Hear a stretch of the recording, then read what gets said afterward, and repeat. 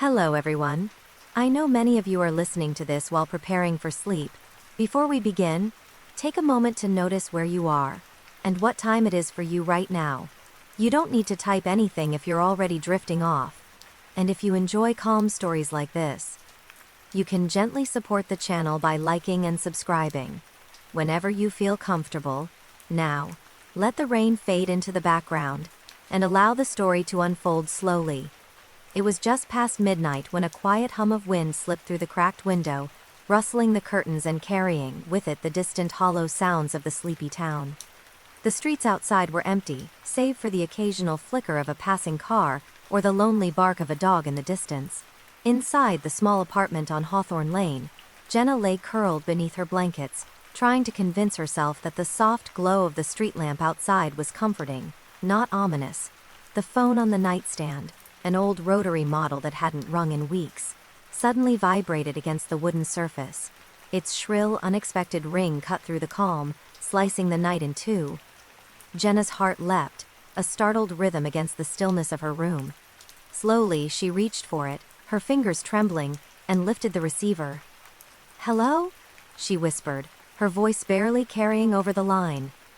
There was silence for a moment. Then a low, calm voice responded. "Do you remember the night on 12th Street? Jenna froze. Her mind raced, trying to place the date, the street, and the reason why a stranger might know so much about her life. She hadn't lived on 12th Street for years, not since moving here after the divorce, and yet the voice spoke as if it were intimately familiar with her past. I think you have the wrong number," she said, though unease crept along her spine. "No mistake," the voice murmured. "I've been watching, listening. You think you're safe now, but the truth never sleeps." Her chest tightened. The voice wasn't threatening, exactly. It was calm, measured, and chilling in its intimacy. The kind of voice that made you aware of your own heartbeat, the faint sound of your own breathing in the quiet night. Jenna sank deeper into the covers, trying to convince herself this was some prank, some elaborate joke, but the way the caller described her past, her movements, the little details only she remembered, it was impossible to dismiss. "Why are you doing this?" she asked, though her voice wavered. "Because you need to remember," the caller said. "Some things are buried for a reason, but someone always digs them up. Someone always knows." Jenna tried to think back to the nights she had stayed up too late reading old journals, or the evenings she had wandered the streets of 12th Street, unaware that someone was watching. The details flooded back with an uneasy clarity: the small park where she had once left her diary on a bench, the alleyway where she had narrowly escaped a stranger, the night she had thought no one was near. And now, in the stillness of this midnight hour, someone remembered all of it. "Who are you?" she whispered, her voice almost swallowed by the shadows in her room. "You'll find out soon enough," the caller said, and there was a pause, a silence that felt stretched and heavy, pressing against her ears and skull. "But for now, just listen, and remember." The line went dead. Jenna sat in the dark, the receiver still clutched in her hand. The hum of the wind outside seemed louder now, carrying whispers she couldn't quite place. She tried to calm herself, to convince herself that no one was really there, that the voice had been nothing more than a trick of sleep-deprived imagination. But as she lay back down, pulling the blankets tightly around her, a soft tapping echoed against the window pane. Tap, tap, tap. Her breath caught. The tapping grew louder, irregular, impatient. She told herself it was a branch, or maybe the wind, but the rhythm, the intent behind it, felt deliberate. She slid from the bed, moving toward the window with slow, careful steps. Outside, the street was empty. The glow from the lamp cast long shadows, but no figure could be seen. Just the quiet night, stretching endlessly in every direction. Yet the feeling of being watched lingered, a weight pressing into the back of her mind. She returned to the bed, but sleep didn't come easily. Every creak of the floorboard, every sigh of the wind, felt amplified. The memories the caller had awakened in her mind refused to settle.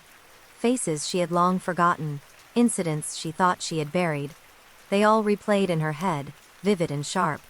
like old film projected in the darkness of her room. As the first light of dawn began to pierce the curtains, Jenna finally allowed herself to drift, not into peaceful sleep, but into a restless, half-dream state. The voice, the tapping, the shadows, they had become part of her subconscious now. And somewhere, beyond the walls of her apartment, she knew the caller was still out there, waiting, watching, remembering. When she woke fully hours later, the phone on the nightstand was silent. No missed calls, no messages, just the lingering echo of the voice in her mind, and the creeping certainty that some truths never die.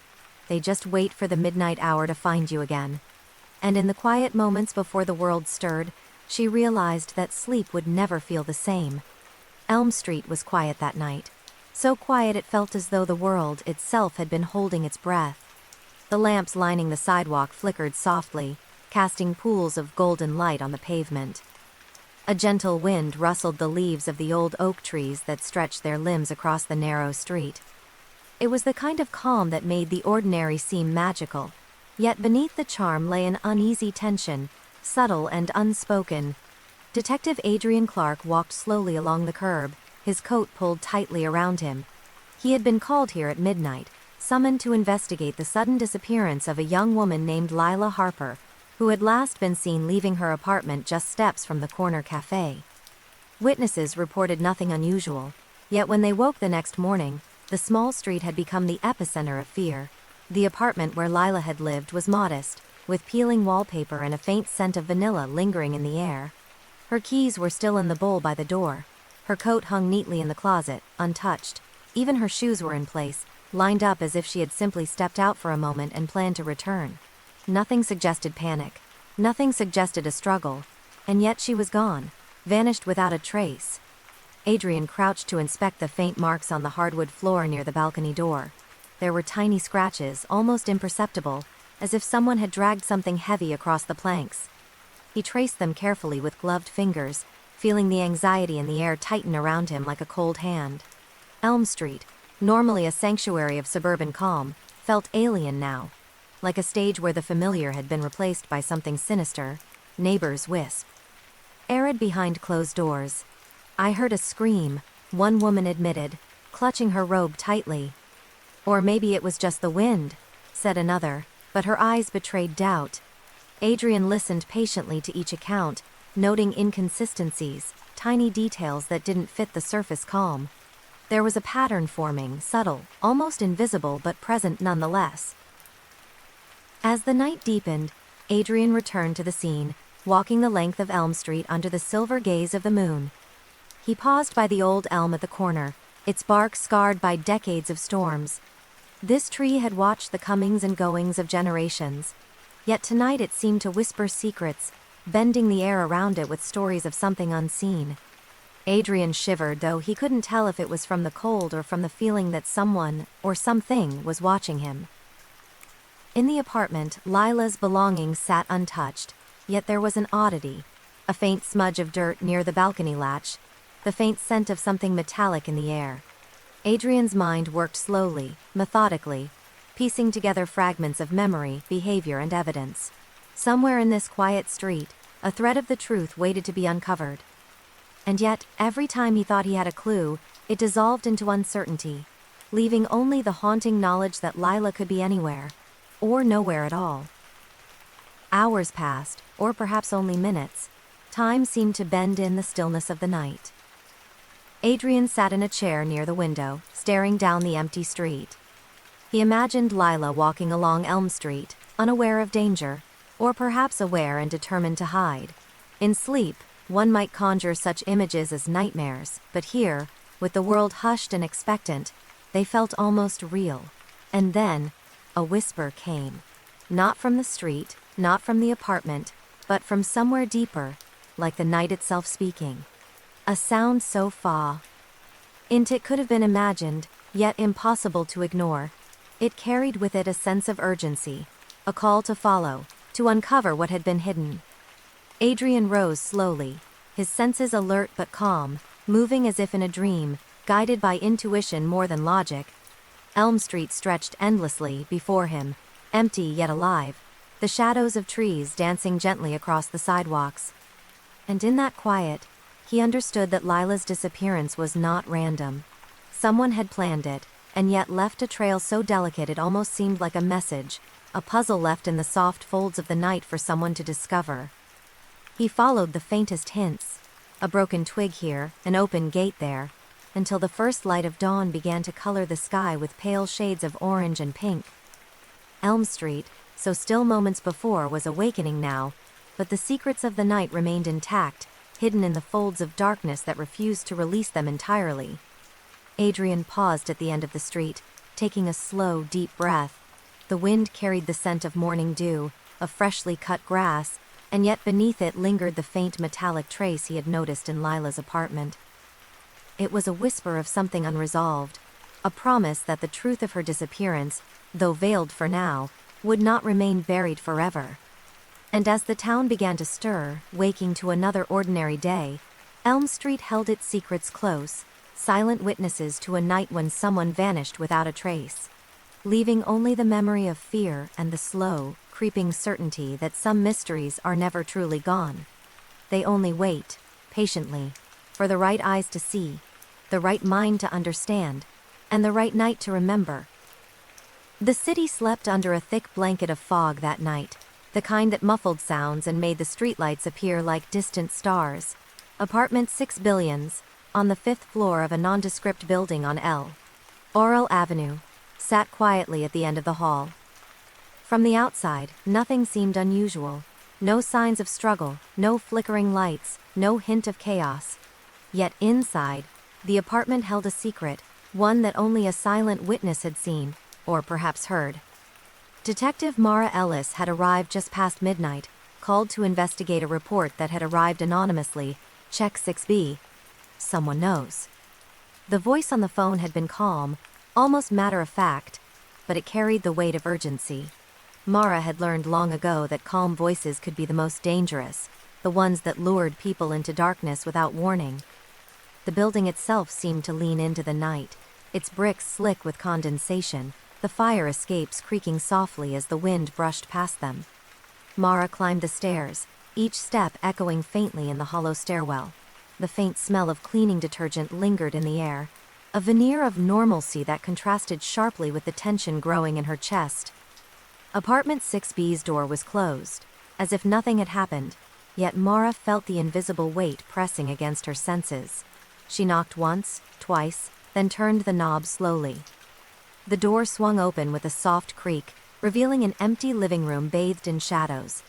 Furniture remained in place, couches, chairs, a small coffee table with a half-read book, but there was a subtle disarray, as if someone had been here and left in a hurry. Mara's eyes scanned the room, noting every detail, the tilt of a picture frame on the wall, a chair slightly pulled away from the table, the faint outline of fingerprints on the windowsill. And then she noticed it, the silent witness. Not a person, not a camera, but a small, unobtrusive object, a compact digital voice recorder, resting on the edge of the coffee table. Its red light blinked faintly, indicating that it had been recording, capturing moments unseen. NTS unheard by anyone else. Mara picked up the recorder carefully. A sense of reverence filled the room, the quiet anticipation of secrets waiting to be revealed. She pressed play, and the faint, almost imperceptible sounds of the apartment unfolded, footsteps pacing, the subtle shuffle of papers, the soft inhalation of someone holding their breath. And then a whisper, "I see you. I know what happened." The hairs on Mara's arms rose. The recording was chilling, but it didn't reveal the speaker's identity. It only hinted at an unseen presence, a witness who had observed the unfolding of events that led to the disappearance of the apartment's tenant, a woman named Clara Bennett. Clara had vanished without a trace 2 nights ago, leaving only a faint scent of lavender and an unanswered voicemail on her own phone. As Mara continued to listen, the recorder revealed more. The faint sound of keys jingling, footsteps descending the hall, the soft click of a door closing.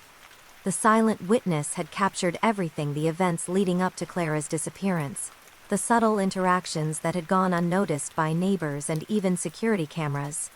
Each sound was a puzzle piece, waiting for someone patient enough to assemble the picture. Mara took careful notes, her pen moving slowly, methodically. The recorder's playback created a rhythm in the otherwise quiet apartment, a heartbeat of unseen actions and hidden truths. She imagined Clara in the room, unaware that every move she made had been observed, catalogued, and preserved by a witness who would never speak, never intervene, only record. Hours seemed to pass in moments. The city outside remained still, the fog thickening, wrapping the building in a cocoon of mystery. Mara felt the tension in the room deepen, a silent pulse that was almost tangible. The recorder had captured a story, but it was a story incomplete, fragments of a narrative that could only be pieced together with patience, intuition, and careful thought. By the time the first pale light of dawn began to filter through the dusty blinds, Mara had begun to see patterns. Clara's movements, the timing of the whispers, the subtle sounds of someone else in the building, it all suggested that her disappearance was not random.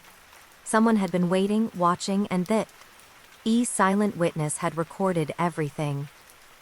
Mara left the apartment with the recorder carefully in her coat pocket.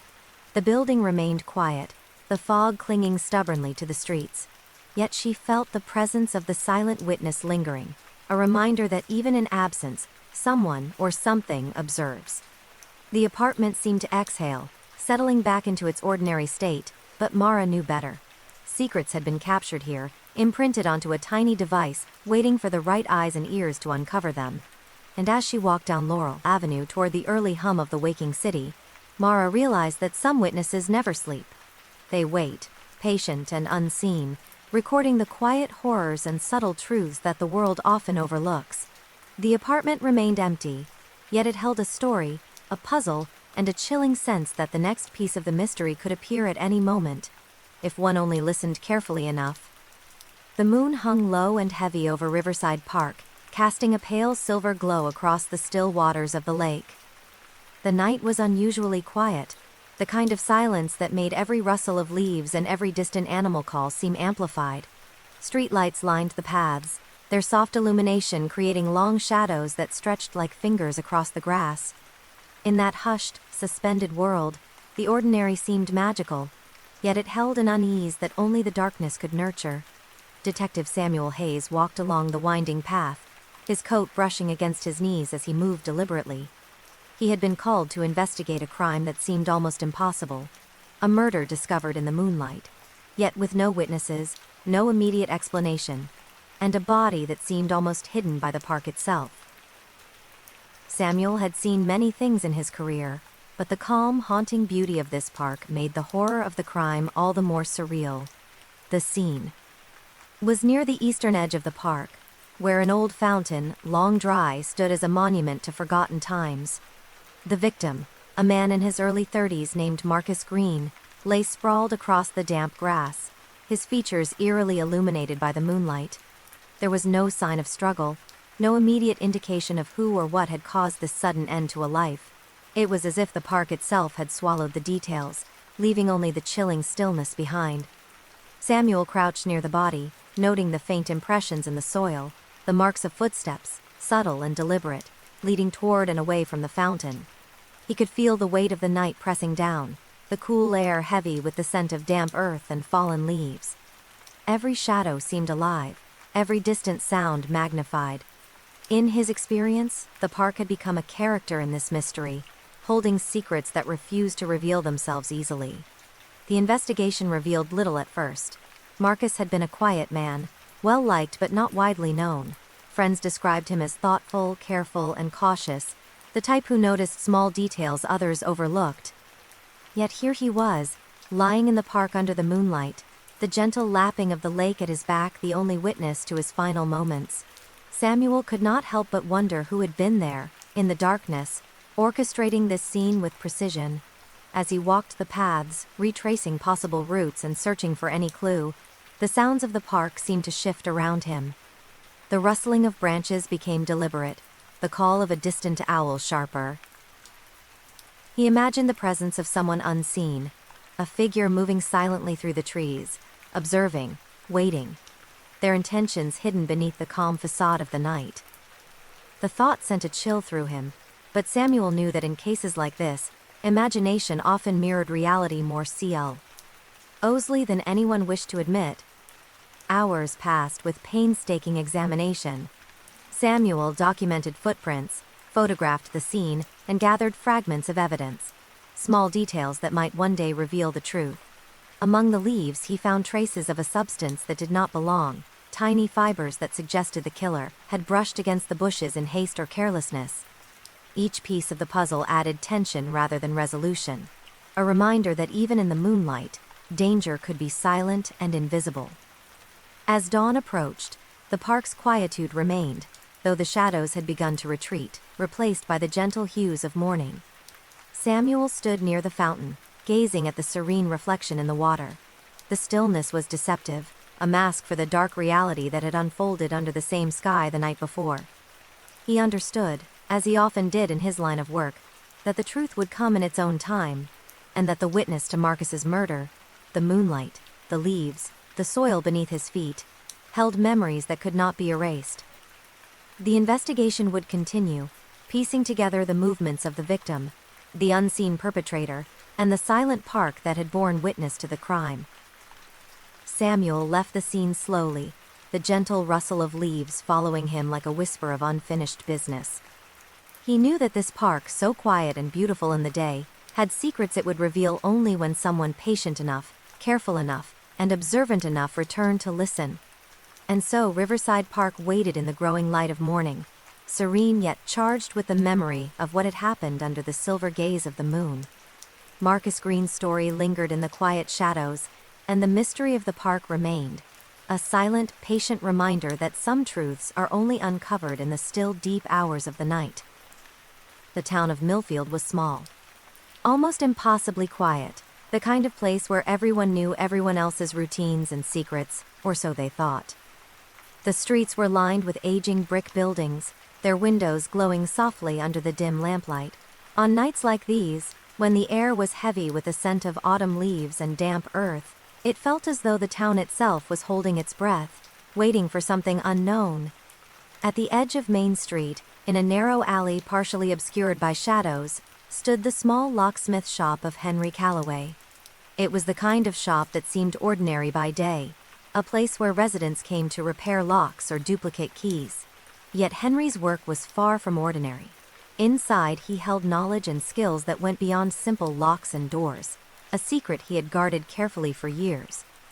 Detective Lila Morton arrived just after midnight, her footsteps echoing faintly on the cobblestones. She had been called to investigate a series of mysterious break-ins that had troubled the town over the past month. Oddly, no valuables had been taken. Nothing had been stolen. Yet the residents reported a growing unease, as if someone had violated their private spaces, leaving them with a sense of being watched. Henry greeted Lila at the shop's entrance, his face calm, composed, and unassuming. He appeared to be nothing more than the town locksmith, a man who fixed doors and replaced keys. Yet Lila had a feeling, a quiet intuition, that there was more beneath the surface. He led her inside, past rows of key blanks and shelves of tools, to a small back room lit by a single, dim lamp. "This is where I work," Henry said quietly. His voice was soft, almost hesitant. "Everything you see here is simple, ordinary. But sometimes, the ordinary hides the extraordinary." Lila's eyes scanned the room. There were tools, locks, tiny metal pins and springs. Nothing seemed unusual. Yet, she sensed a careful order in the way Henry moved, the way he handled the items, and a subtle tension in the air, as though the walls themselves had absorbed years of hidden knowledge. "Tell me about the break-ins," Henry said, his hands steady on the counter. Lila explained, recounting the reports of residents who had discovered their homes had been entered, though nothing was missing. No forced entry, no footprints, just subtle signs that someone had been there, someone precise, someone methodical. Henry nodded slowly, as if considering something carefully. "Sometimes," he said, "a lock is not just a barrier. It is a story, a memory, a secret waiting to be revealed. Some people, they think they're safe because the door is closed, but the door only tells half the story. The rest is in the way it moves, the way it resists, the way it yields." Lila listened, her curiosity piqued and her unease growing. She watched as Henry selected a small, unassuming key from the counter, holding it delicately.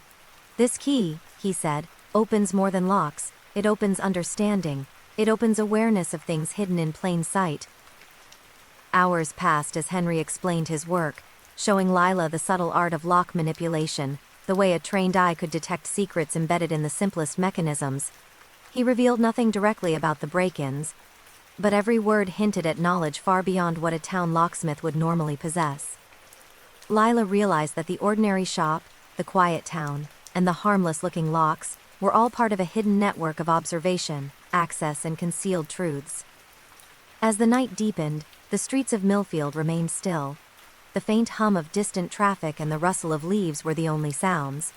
Lila walked the quiet streets after leaving the shop, the autumn chill brushing against her skin. She reflected on Henry's words, on the idea that safety was often an illusion, that ordinary locks could conceal extraordinary knowledge. The town seemed different now. The brick buildings, the glowing windows, the silent sidewalks, they all felt like parts of a hidden system, a network of secrets quietly observed. Lila understood that in this quiet town, a locksmith's secret could hold the key to understanding events no one else noticed, and perhaps even prevent dangers that had gone unseen for too long. And in the back of her mind, she knew that Henry Calloway, with his calm demeanor and unassuming shop, would remain a silent guardian of hidden truths.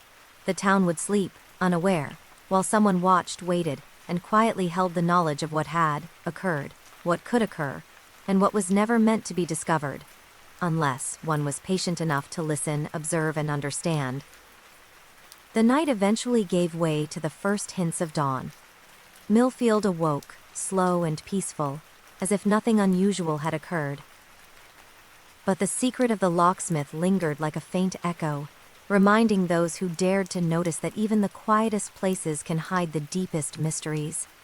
The old Whitmore house stood at the edge of Cedar Lane, its weathered wood and creaking shutters giving it an air of quiet abandonment. For decades, the neighbors had told stories about strange noises at night, things moving when no one was home, and a sense of being watched that lingered in the chill of winter air. Yet the house remained, stubborn and silent by day, hiding the mysteries that only night could reveal. Detective Ethan Gray approached the property just past midnight.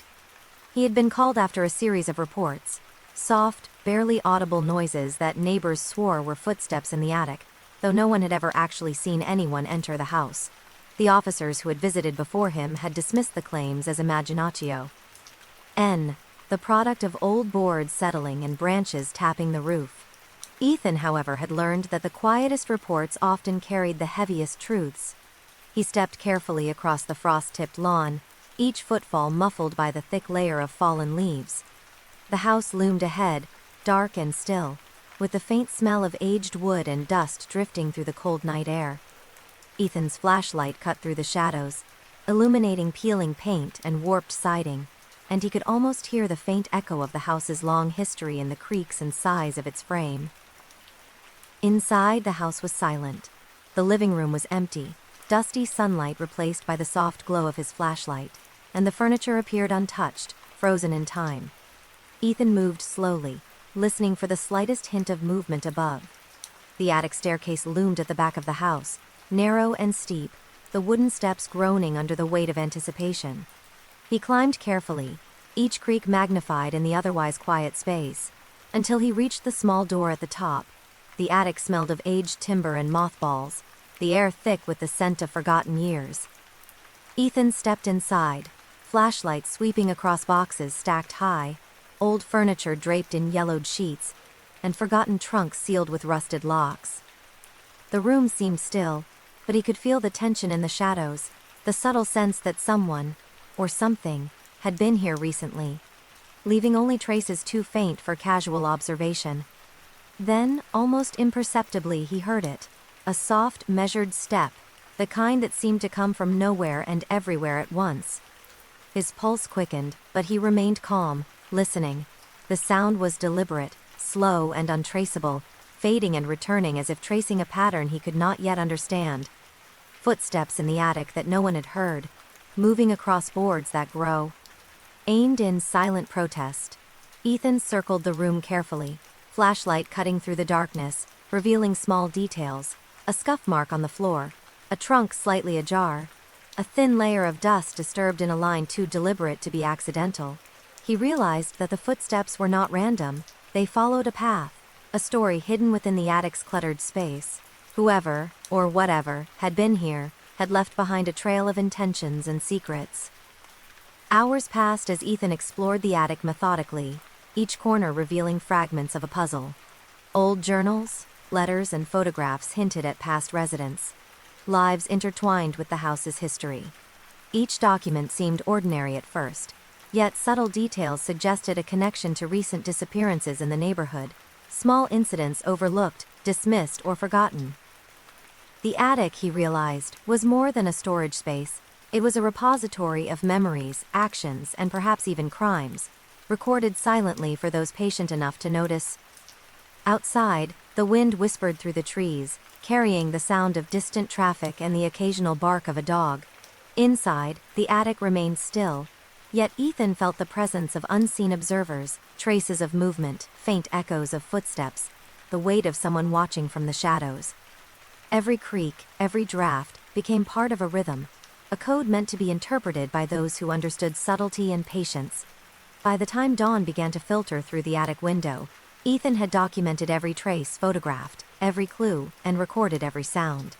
The footsteps had ceased, leaving only the echo in his mind, a haunting reminder that the attic story was far from complete.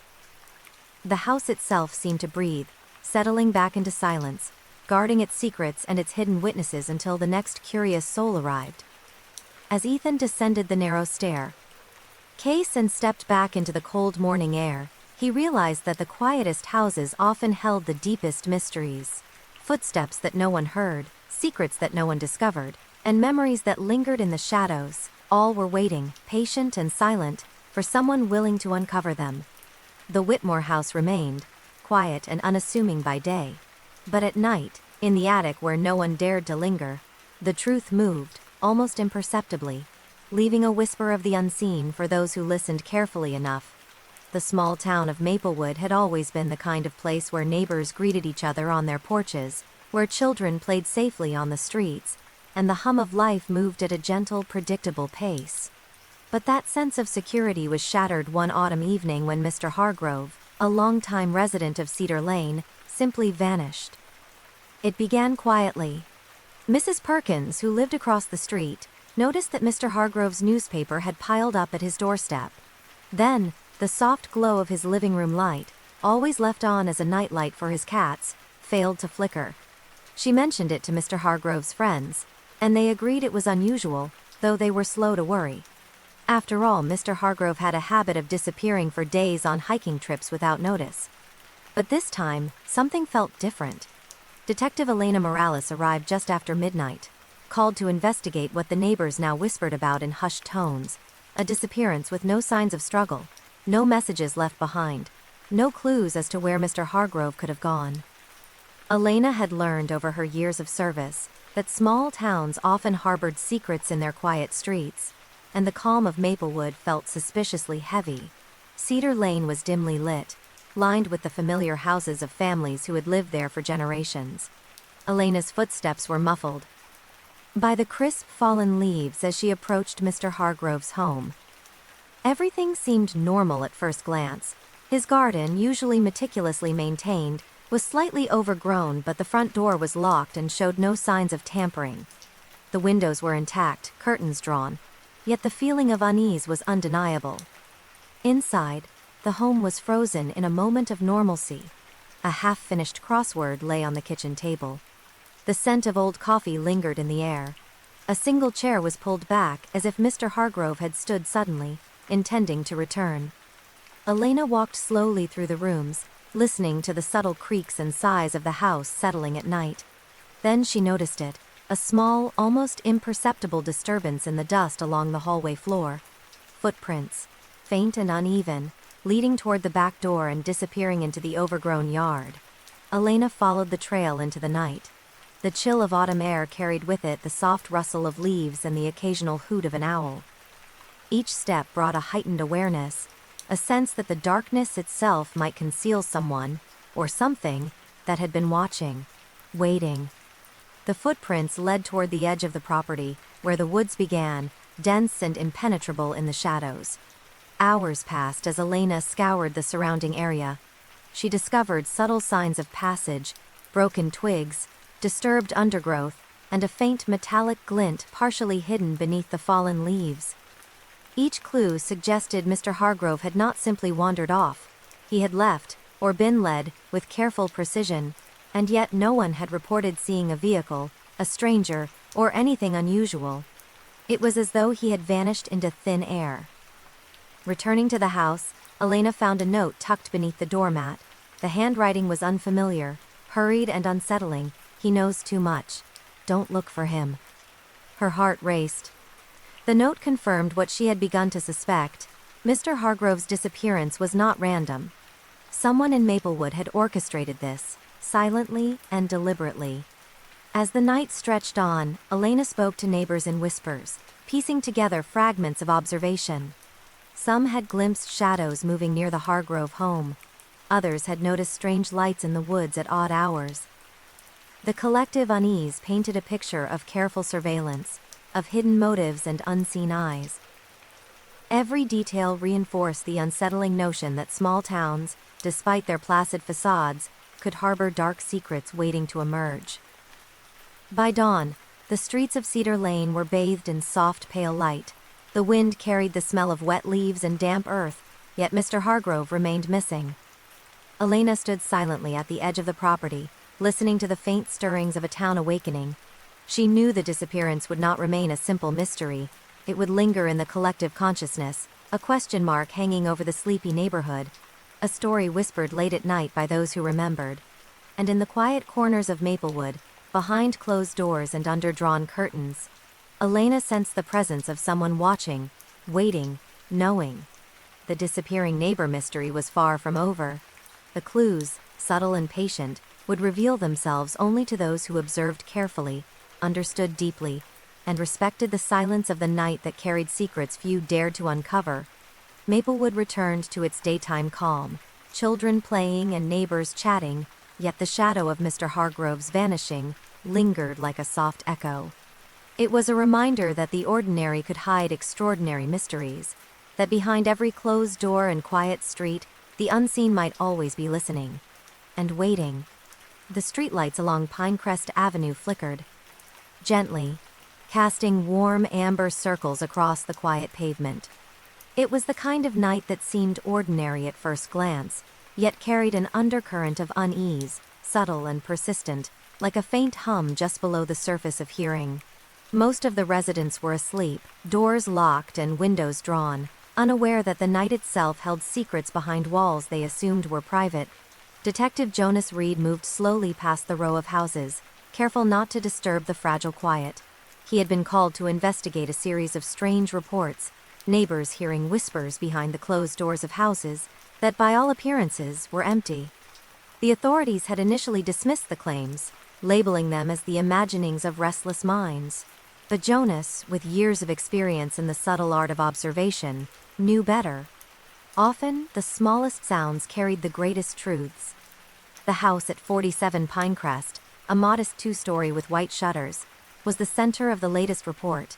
The family living there had gone on vacation for a week, leaving their home locked and seemingly untouched. Yet neighbors had heard faint murmurs, hushed voices that carried through the thin walls, as if someone, or something, was inside. Jonas felt the weight of the night settle around him as he approached the front door, the wooden steps groaning softly beneath his careful steps. Inside, the house smelled faintly of lavender and old wood, a comforting scent that did little to ease the tension pressing against his chest. The living room was frozen in time, with cushions in place, coffee cups washed and stacked neatly, and a faint layer of dust settling over surfaces untouched for days. Yet as Jonas moved through the house, the whispers began, soft at first, almost imperceptible, curling through the empty hallways like smoke. He stopped, straining to hear. The whispers were not loud, not urge. But deliberate faint words carried on the air with a rhythm and cadence that suggested meaning. He followed the sound up the narrow staircase, the whispering growing slightly louder with each step. Every door he passed was closed, ordinary, yet the murmurs pressed against them as if trying to escape, seeking attention. In the master bedroom, Jonas paused. The whispers seemed to converge here, emanating from the very walls themselves. He traced his fingers along the edges of the room, pressing against the wallpaper and the baseboards. It was subtle, almost imperceptible, but he felt a vibration, a faint pulse beneath his touch, as though the walls had absorbed conversations long ago and were now replaying them for someone patient enough to listen. Hours passed as Jonas explored every room, every corner. The whispers became clearer in their cadence, almost forming words, though never fully intelligible. It was as if the house was attempting to communicate a story it had witnessed, fragments of events and secrets that no one else had noticed. He realized that this was no ordinary phenomenon. The house had been a silent witness, a repository for memories that had refused to be forgotten. As the night deepened, Jonas documented everything meticulously. Each faint murmur, each subtle shift in air pressure, every pattern in the way the sound moved through rooms became a piece of a puzzle that promised revelation, though the solution remained just out of reach. The whispers told him more than words could. They conveyed tension, anticipation, and a quiet record of human activity that had gone unobserved by all but the house itself. By the time the first hint of dawn stretched across the horizon, painting the sky in shades of pale pink and gold, the whispers had faded, leaving only the echoes in Jonas's mind. The house remained silent, as if satisfied for the moment, content to hold on to its secrets until another attentive observer came to listen. Jonas stepped outside, the cool morning air brushing against his face. Pinecrest Avenue was waking slowly, children beginning to stir, and neighbors opening their doors for the day. The ordinary rhythm of life resumed, yet he knew that behind each closed door, memories and whispers persisted. The secrets the house held were patient, waiting for the right ears, the right minds, and the right night to reveal them. And as he walked away, Jonas realized that some stories are told not through voices or signs, but through subtle, enduring traces left behind, echoes of existence that only reveal themselves in quiet moments, in attentive observation, and in the calm, listening heart of the night.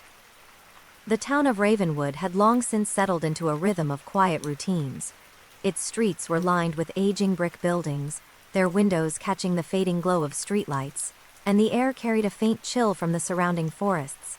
But beneath the calm and orderly surface, a mystery lingered, a cold case that had slept for decades, forgotten by many, but remembered by those who knew how to listen to the whispers of history.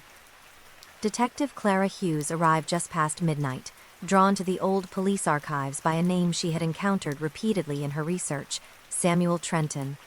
Samuel had vanished 50 years ago, leaving only fragments of evidence: a torn photograph, a hastily written letter, and a set of footprints that disappeared at the edge of the riverbank.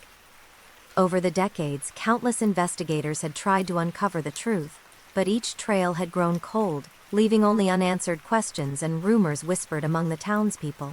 Clara stepped into the archive building, its walls lined with rows of metal filing cabinets, each drawer filled with yellowed folders and brittle paper. Dust hung in the air, disturbed by her careful movements, and the faint scent of old ink and faded leather reminded her that this place had been a repository for secrets for generations. She pulled a lamp closer, its warm glow illuminating a folder labeled Trenton, 1975, and began to sift through the carefully preserved evidence. The documents revealed a life both ordinary and enigmatic. Samuel had been a quiet man, known to his neighbors as polite and punctual, yet beneath this calm exterior lay patterns of activity that were subtle and unusual. He had made trips to the library at odd hours, sent letters to unknown recipients, and had been seen walking along the riverbank late at night.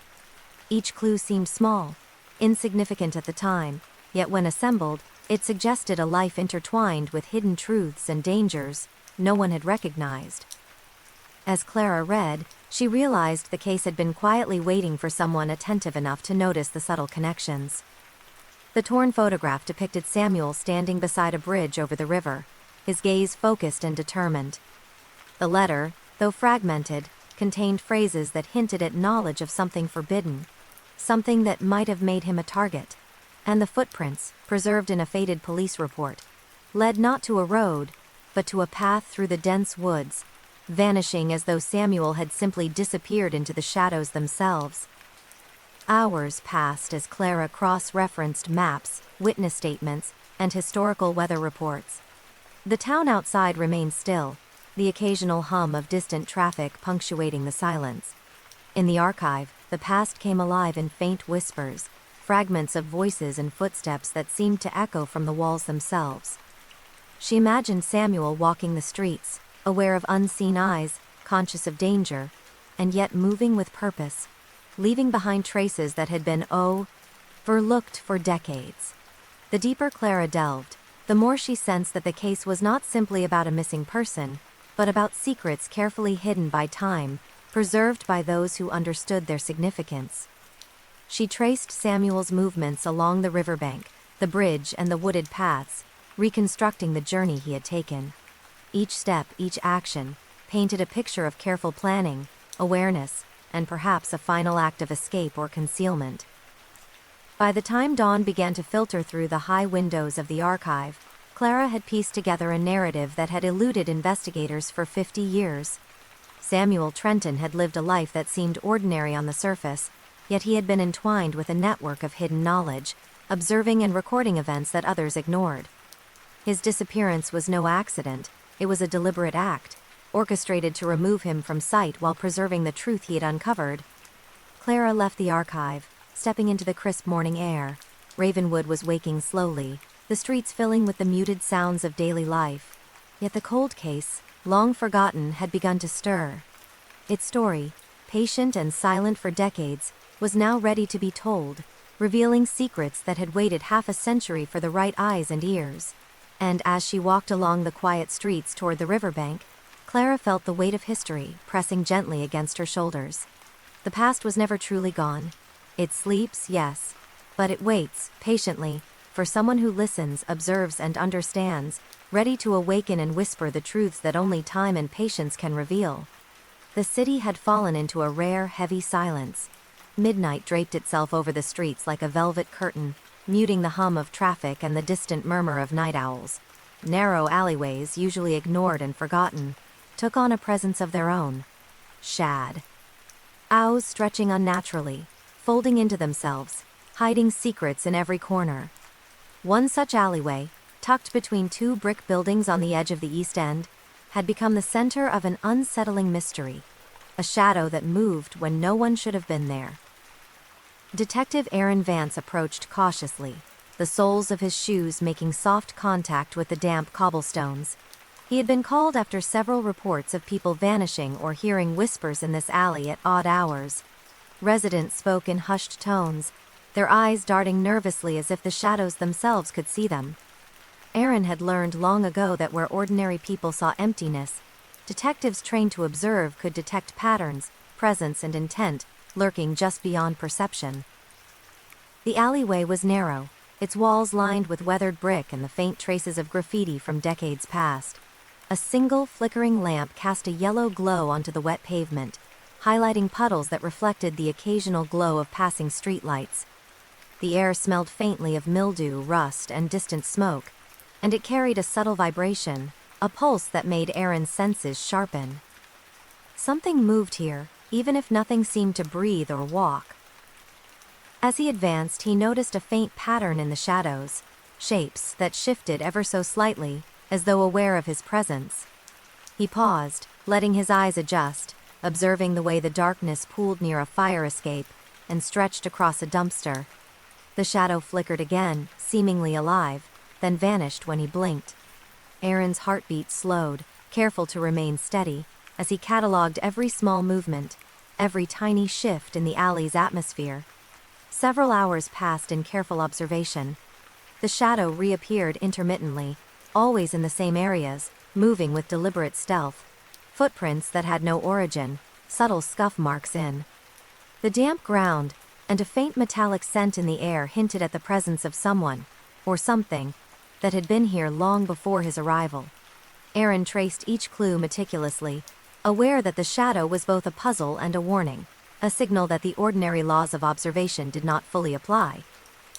He examined the walls, the fire escape, the bins, and the narrow drainage channel along the cobblestones. Each seemed ordinary until one looked closer: a scrape on the bricks, a faint trace of mud on the edge of the drain, and the subtle imprint of a handprint pressed against the weathered wood of a back door. The shadow was clever, elusive, leaving evidence without revealing itself entirely, almost taunting anyone who dared to uncover the truth. Aaron's thoughts drifted to previous cases he had handled: vanished persons, quiet intrusions, moments when the ordinary world hid extraordinary dangers. This shadow was no simple trick of light or imagination. It moved with intelligence, awareness, and purpose. He could sense its patience, the way it observed, learning, waiting for the right moment to act or remain hidden. The alleyway was no longer just a location, it was a stage for subtle, deliberate actions that only those attentive enough could perceive. As the night deepened further, the city remained asleep.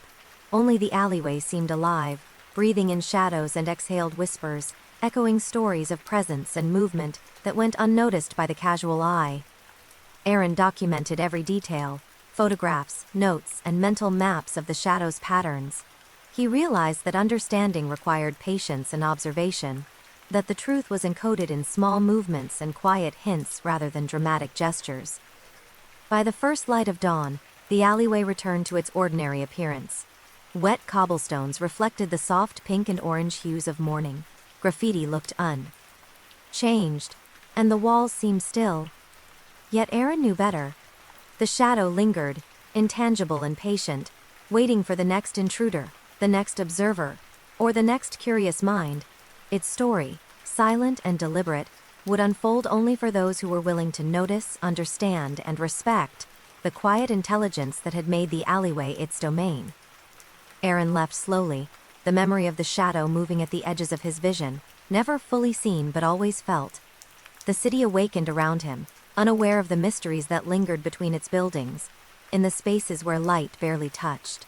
The alleyway remained, a silent keeper of secrets, a patient witness, and a reminder that sometimes darkness moves with purpose, leaving only subtle traces for those who are truly awake to see. The town of Hawthorne always seemed calm at night, the streets hushed under the pale glow of lamplight. Most of its residents slept soundly, unaware of the subtle vibrations in the air that only the most attentive could notice. It was on such a night, deep in the quiet hours past midnight, that the phenomenon known as the Midnight Caller first made itself known: a presence, a pattern, and a mystery that would unsettle even the most composed minds. Detective Lydia Carrick had been called after several reports of residents receiving phone calls in the dead of night. The calls were brief, almost imperceptible, consisting of silence, faint breathing, or distant whispers. No words were spoken, yet the calls left an unsettling feeling in those who answered, the sense of being watched, followed, or known in ways they could not articulate. Many dismissed it as prank calls, but Lydia had learned that patterns, however subtle, often held meaning. She arrived at the latest reported location, a modest home on Elmwood Drive. The street was nearly empty, lined with trees whose branches swayed in the soft night wind, casting shifting shadows across the sidewalks. Lydia's footsteps made a soft crunch against the frost-tipped leaves as she approached the house, noting the dim glow of a television inside and the occasional flicker of a passing streetlight. Something about the night felt suspended, as if it were holding its breath in anticipation. Inside the house, the atmosphere was thick with quiet tension. The resident, a woman named Claire, had stayed awake for several nights after the initial calls, leaving lights on and doors locked. She described the calls as strange, unsettling, but not threatening in the conventional sense. There was no demand, no ultimatum, only a presence on the other end of the line that left a lingering awareness, a silent footprint pressed upon the edges of consciousness. Lydia examined the home carefully, tracing the wiring, the phone lines, and even the subtle sounds of the house itself. There were no obvious anomalies, no signs of intrusion or tampering. Yet as she observed, she realized that the calls were less about the technology and more about perception, the deliberate manipulation of silence, the timing of faint disturbances, the faint vibrations that made the ordinary unsettling. Hours passed in meticulous observation. Lydia took notes on the timing of the calls, the intervals between the faint whispers, and the subtle patterns of light and shadow within the home. Each detail suggested intent, a careful orchestration designed to unsettle rather than harm. She imagined the midnight caller moving unseen through neighborhoods, observing, waiting, leaving traces that were almost imperceptible to those not paying attention. The mystery deepened as Lydia discovered correlations between the calls and local events. Faint footsteps outside homes, shadows that moved against the glow of street lamps, and minor disturbances in Residence Dale. Why routines all pointed to a presence operating with precision and patience. The midnight caller was not random, it was deliberate, patient, and highly observant. Its methods subtle but effective in creating a pervasive sense of unease. By the first light of dawn, the pattern had become clearer. The calls, though silent and brief, were part of a larger sequence, a network of influence and observation that had gone unnoticed by conventional investigation.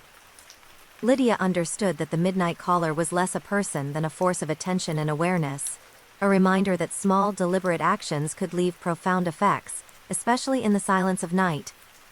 As the sun began to rise over Elmwood Drive, Claire and her neighbors continued their morning routines, oblivious to the precise orchestration of hours past. Lydia, however, carried the memory of the subtle vibrations, the faint whispers, and the intangible presence that had moved through their lives unseen. The midnight caller remained patient, waiting for the next opportunity, leaving nothing but silent traces and the lingering sense that someone, or something, was always observing. And so Hawthorne returned to its daily rhythm, quiet and ordinary on the surface, but beneath it, the subtle presence of the midnight caller endured, a patient reminder that mysteries need not be loud or violent to command attention. Silence, careful observation, and the smallest details often carried the greatest truths, waiting for those willing to notice and understand the patterns hidden in the night. The city slept under a muted sky, the faint glow of distant streetlights reflecting off wet pavement. In a quiet corner of the historic district stood an old townhouse, its facade weathered yet dignified, the kind of building that seemed to hold centuries of secrets within its walls. It was here that the mystery known as the Locked Rue M puzzle had taken root, a case that confounded investigators and fascinated anyone patient enough to listen to the whispers of logic hidden in the shadows. Detective Marcus Lane had been summoned after a wealthy collector, Mr. Alistair Reynolds, discovered something impossible. One of his rooms, meticulously sealed and locked for days, had been entered. Nothing was stolen. No signs of forced entry existed, yet subtle changes had occurred. A book slightly askew on the shelf, a rare artifact shifted by mere millimeters, a faint indentation on the carpet, as though someone had stood there without leaving a mark. It was a puzzle designed to unsettle, to challenge perception itself. Marcus arrived just after midnight. The streets were quiet, almost reverent, as if they too were aware of the night's gravity. He entered the townhouse cautiously, noting the soft creak of the floorboards beneath his feet and the faint aroma of polished wood mingling with the cooler night air. Every step, every shadow, seemed amplified in the stillness, as though the house itself was observing, aware of each movement. In the study where the anomaly had been reported, Marcus examined the scene carefully. The door was locked, the key in Mr. Reynolds' possession, and the only window, small and reinforced, showed no signs of tampering. Yet the subtle disturbances within the room were undeniable. He traced the slight shifts in the furniture, inspected the carpet for any traces of dust displacement, and studied the alignment of books on the shelves. Each detail seemed insignificant on its own, yet collectively, they whispered a narrative of intrusion that defied explanation. Hours passed in methodical observation. Marcus tested every possibility, hidden passages, mechanical devices, even the air vents. Nothing accounted for the subtle changes he observed. He realized that the solution to the locked room puzzle required patience, precision, and attention to the smallest anomalies. It was a game of observation, a challenge set by someone, or something, that understood the limits of human perception. As he pondered, Marcus imagined the intruder's perspective. They had moved silently, deliberately, respecting boundaries yet leaving evidence in a way that could only be detected by someone patient enough to notice. It was less a crime than a demonstration of skill, a quiet assertion of intelligence and presence that existed almost entirely outside the ordinary understanding of intrusion. The house itself seemed to approve, its creaks and whispers affirming the delicate balance between mystery and reality. By the first hints of dawn, Marcus had catalogued every irregularity, traced every faint trace, and recorded every detail of the room. Yet the puzzle remained unresolved in the conventional sense. The intruder's identity and method were still unknown. The locked room puzzle was not meant to be solved quickly or easily. It was a meditation on observation, patience, and the quiet power of subtlety. As sunlight began to filter through the reinforced window, casting long golden beams across the study, Marcus stepped back. The room appeared ordinary now, serene and undisturbed, yet he knew better. The traces, subtle and deliberate, lingered like whispers, reminders that some mysteries are less about what is taken and more about what is left behind. The puzzle would endure, patient and silent, awaiting the next observer with the skill and awareness to notice its intricate details. Outside, the city moved into morning routines, oblivious to the intricate ballet of observation and subtle intrusion that had unfolded during the night. Marcus left the townhouse quietly, carrying with him the knowledge that the locked room puzzle was a story told not in words or noise, but in the careful displacement of objects, the faint alignment of artifacts, and the patience of a presence that understood that true mysteries do not announce themselves. They whisper, and only the attentive hear. And so the townhouse remained, dignified and still, a silent testament to the patience of both observer and intruder, a puzzle sleeping within its walls until the next night, when subtle movements and quiet changes would once again awaken the curiosity of those willing to notice. The early morning fog settled thickly over the outskirts of Greystone, curling around the gnarled roots of old oak trees, and softening the edges of the narrow dirt paths. The kind of fog that muffles sound and dims light, making everything seem slower, heavier, and just a little more secretive. It was in this muted landscape that a mystery had persisted for months, quietly perplexing the local authorities, the case of the vanishing footprints. Detective Samuel Rourke had been called to the edge of the forest, after hikers reported seeing footprints appearing suddenly along the damp soil, only to disappear without a trace, as though the earth had swallowed them whole. The footprints were detailed, perfectly formed, suggesting the passage of a human, yet nothing in the surrounding environment explained why they ceased abruptly, leaving no indication of continuation, diversion, or erasure. Samuel stepped carefully onto the wet earth, feeling the slight give of the soil beneath his boots. The air smelled faintly of moss, pine, and rain-soaked earth, a comforting scent that contrasted sharply with the subtle tension pressing against his senses. He followed the initial impressions left in the mud, a careful stride, measured and consistent, leading deeper into the forest. With each step, he felt the quiet weight of the fog, the way it dampened sound and softened the edges of the world, as if encouraging him to focus on the subtle, almost imperceptible traces of movement. Hours passed as Samuel traced the path, documenting the footprints with care. Each one seemed ordinary at first glance, yet he noticed slight anomalies. The depth of the impressions varied, the spacing between steps subtly inconsistent, and occasional disturbances in the undergrowth that did not match the prints exactly. It was as though the footprints themselves were a message, intentionally designed to be followed and then vanish, to test the patience and attention of anyone trying to decipher them. He paused at a small clearing where the prints abruptly stopped. The fog hung thickly, swallowing the path beyond. There was no sign of struggle, no indication of a path leading away. Only the earth remained undisturbed, as though the footprints had dissolved into the soft soil, leaving nothing but the memory of their presence. Samuel knelt, running his fingers along the edge of the impressions, noting minute details, slight indentations, subtle displacements of soil, traces of moisture that suggested careful, deliberate passage. As the day deepened, Samuel reconstructed the possible paths, imagining the movements of the person, or persons, who had left the impressions. He considered natural phenomena, human trickery, and even the possibility of calculated illusion. The footprints were precise and intelligent, too deliberate to be random. They were a puzzle, a quiet challenge left in the fog, meant to test observation, patience, and deduction. By afternoon, Samuel had mapped the known tracks, compared them to prior reports, and begun to notice patterns. The footprints tended to appear near landmarks, a fallen tree, a cluster of rocks, a small brook that cut through the forest. Their sudden disappearance was never random. It was always purposeful, calculated to maintain mystery and concealment. Each vanishing point seemed designed to lead observers into contemplation, urging them to notice details that might otherwise have been overlooked. As twilight approached, the forest shifted in tone, shadows stretching and deepening, blending with the persistent fog.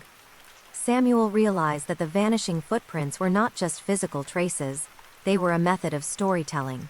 The absence of continuation was as deliberate as the prints themselves, guiding the mind of the observer, leaving questions in place of answers, and encouraging careful attention to the subtleties of the world around them. By the time Samuel returned to the town of Greystone, the fog had lifted slightly, revealing streets and homes bathed in the soft glow of early evening. Yet the mystery of the vanishing footprints lingered in his thoughts, a quiet echo of the forest's patient orchestration. The forest had kept its secret well, leaving only the trail, the absence, and the sense that some mysteries exist not to be solved, but to be noticed and appreciated by those willing to observe carefully. And so, the outskirts of Greystone returned to calm, the fog retreating, the forest silent. But the vanishing footprints remained, a subtle and patient enigma embedded in the soil, waiting for the next observer to step carefully, watch closely, and follow the quiet traces that hinted at truths just beyond immediate perception, truths that only revealed themselves to those who understood the language of A.B. Sense. The old Hawthorne Manor had stood at the edge of town for over a century, its tall, narrow windows and ivy-covered walls giving it the look of a place forgotten by time. Locals often passed by quickly, muttering about strange sounds and flickering lights late at night. But the manor was more than a relic of the past. It was a repository of stories, memories, and secrets whispered into its very walls, waiting for someone patient enough to hear them. Detective Evelyn Marks had been drawn to the manor after multiple reports from neighbors, faint murmurs and hushed voices that seemed to emanate from the walls themselves. At first, authorities had dismissed the claims as imagination, the result of old wood settling or wind passing through the cracks. Yet Evelyn knew better. She had spent years listening to the subtle language of houses, understanding that silence could hold as much meaning as sound, and that walls sometimes told stories in ways humans could scarcely detect. The manor's front door groaned as she pushed it open, the scent of aged wood, dust, and faint traces of candle wax greeting her. Every step she took across the creaking floorboards echoed softly, blending with the almost imperceptible whispers that seemed to move with the shadows. Evelyn's flashlight swept across the grand staircase, the ornate moldings and the faded wallpaper, illuminating spaces where light rarely reached. She began her exploration slowly, moving room by room, listening carefully. At first the murmurs were soft and indistinct, like the rustle of clothing or the sigh of the wind, but as she paused in the hallway outside the drawing room, the whispers seemed to coalesce, forming patterns, rhythms, almost like words attempting to reveal themselves. Evelyn placed her hand against the wall, feeling subtle vibrations beneath the paint and plaster, traces of activity that had been preserved for decades. Hours passed, as Evelyn traced the whispers, documenting their patterns, photographing faint markings on walls, and recording subtle changes in the air. She discovered small clues hidden in plain sight, scratches on the doorframe, faint smudges along the baseboards, and subtle shifts in dust patterns. These were not random, they were deliberate, evidence of a presence that had moved with intention, leaving messages only discernible to a careful observer. She imagined the people who had once lived in the manor, their lives, their secrets, and the stories they had embedded into the walls through whispered conversations, unrecorded letters, or private musings. The walls were patient, absorbing these moments, holding them in suspended silence, and now releasing them carefully, selectively to someone attentive enough to notice. As the night deepened, the whispers grew slightly louder, more persistent, yet never intrusive. They conveyed tension, anticipation, and fragmented memories, as though the house itself was communicating with Evelyn, revealing the subtle dynamics of lives that had long passed. Each room offered a different cadence, a new story, and the overall narrative was one of layered histories, quietly interwoven and preserved in the architecture of the building. By the early hours of dawn, Evelyn had pieced together a sense of the manor's life and its subtle communications. The whispers were not threats, nor were they random, they were recordings of human experience, left to linger in silence until noticed. She understood that the manor's story was less about the past than about attention, the art of observing, listening, and understanding the language of spaces and echoes. As sunlight began to filter through the tall windows, illuminating dust motes that danced in golden beams, Evelyn stepped back into the quiet morning. The town resumed its usual pace, oblivious to the conversations of walls, the silent narratives embedded in the manor, and the patient presence that had watched over every creak and whisper. The whispering walls remained, holding their secrets, ready to communicate with anyone willing to pause, listen, and understand. And so Hawthorne Manor remained at the edge of town, dignified and patient, a silent keeper of history and human experience, reminding those who dared to explore that some stories are not spoken aloud, but carried in the quiet, persistent language of the spaces we inhabit. The city never truly sleeps, though most of its inhabitants pretend otherwise. Streetlights hum quietly over empty sidewalks, distant traffic hums like a lullaby, and the occasional siren breaks the rhythm only briefly. It was on nights like these, in the quietest hours before dawn, that the elusive figure known as the Night Stalker left traces of presence, subtle and almost imperceptible, along the labyrinthine streets and alleys. Detective Marcus Calder had been studying the case for weeks, tracing patterns and attempting to predict movements that seemed random yet carried a hidden logic. The Night Stalker was careful, deliberate, and patient, leaving behind clues that were often overlooked by those unwilling to slow down, to watch, and to notice. The first call that night came just past midnight. A report of faint movement outside a residential block, shadows crossing the blinds, footsteps that vanished before they could be tracked. Marcus arrived at the scene, a narrow row of townhouses with faint orange glows spilling onto the wet pavement. The air smelled faintly of rain and asphalt, carrying a chill that made the hair on the back of his neck rise. He moved slowly, listening, feeling for subtle disturbances in the atmosphere, the softest rustle of leaves, the almost imperceptible pressure of movement, the rough air, the whisper of something brushing past a fence or railing. The first clue appeared almost immediately, a scuff mark on the freshly painted curb, a slight indentation on the soft earth of a front garden. Marcus knelt, noting the direction of the movement, the spacing of the traces, and the subtle rhythm in which the impressions repeated.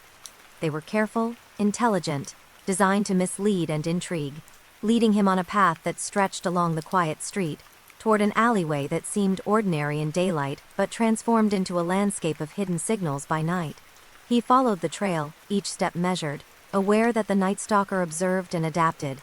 The figure had left no fingerprints, no disturbances beyond faint traces in soil and shadows, yet Marcus felt the presence intensely, a weight pressing against his awareness. Hours passed as he traced subtle signs, displaced leaves, faint abrasions on railings, a hint of an impression in a loose brick. Each trace suggested deliberate movement, intelligence, and patience, a careful choreography executed under the veil of darkness. The trail led him deeper into the city's sleeping heart, through alleyways that twisted and converged like the veins of some immense urban organism. The Night Stalker was always one step ahead, leaving a path that demanded observation, intuition, and calm precision to follow. The detective noted each pattern, each irregularity, building a mental map that slowly revealed a methodology, an understanding of spaces, timing, and human expectation. By the first hours of dawn, the city began to stir. Streetlights dimmed against the pale gray of emerging sunlight, windows flickered with the start of household routines, and the alleys returned to their mundane appearance. Yet Marcus knew the Night Stalker's trail remained, embedded subtly in the cityscape, a record of careful, deliberate movement that left impressions on both the environment and the observer's mind. He understood then that the Night Stalker was not simply an intruder, but a master of subtlety, a presence defined by restraint and intelligence. Each trace was a challenge, a puzzle, a demonstration of awareness designed to be followed and appreciated only by those who could perceive the quiet patterns hidden in darkness. Marcus left the alleyways, the morning sun brushing his face, the city awakening around him. Residents emerged from their homes, oblivious to the delicate movements that had occurred while they slept. The trail, patient and deliberate, remained a silent testament to the stalker's craft, waiting for the next observer capable of noticing, following, and understanding the language of shadows and absence. And so, the Night Stalker's trail endured, a quiet, persistent presence, hidden in plain sight, a story told not through confrontation or violence, but through subtle traces, fleeting impressions, and the patient manipulation of space and perception, waiting for those attentive enough to hear its whisper and follow where it led. The night had settled softly over the town of Ashwood, folding streets, houses, and alleyways into gentle shadows, the kind of night where everything seems still, yet holds the faintest whispers of life, soft creaks in old floorboards, distant calls of nocturnal birds, and subtle breezes brushing against shuttered windows. It was on a night like this that the mystery of the vanishing key revealed itself, a puzzle that confounded those who expected the ordinary, and rewarded those who paid attention. Detective Clara Hayes had been called to the residence of Mrs. Eleanor Whitman, a longtime Ashwood resident, after reports that a key, small, brass, and seemingly ordinary, had disappeared from a locked cabinet. The cabinet itself showed no signs of tampering, no scratches on the lock, no forced entry.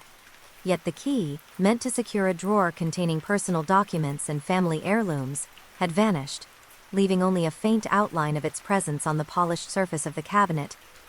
Clara arrived just past midnight, the air crisp and cool, carrying the faint scent of damp earth and roses from the garden outside. Mrs. Whitman met her in the dimly lit hallway, her hands trembling slightly as she recounted the events. The key had been placed carefully in the cabinet the night before, yet in the morning it was gone. She had searched thoroughly, moving every object in the house, but nothing revealed its location.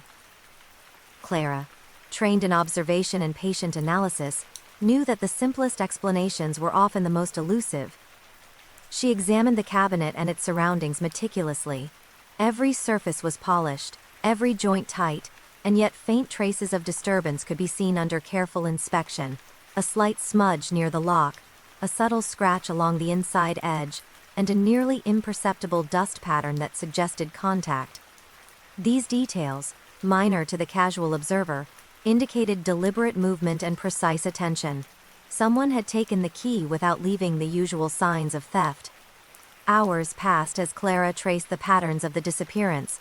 She imagined the key's path, the subtle manipulation required to remove it without notice, and the care taken to ensure the act left no evidence. It was a demonstration of patience and skill, a quiet assertion of presence that left both the observer and the victim aware that the ordinary rules had been bent. The vanishing key was not lost due to carelessness. It was taken with a deliberate, almost artistic precision. Clara explored every possible avenue, the surfaces of tables and drawers, the floors, and even the ventilation spaces where a tiny object might slip unnoticed. Each investigation revealed subtle signs, traces so faint that only patience and careful observation could detect them. It became clear that the mystery was not merely about the key, but about understanding intention, awareness, and the quiet orchestration of events. As the night progressed, Clara noted correlations with other subtle disturbances in the house.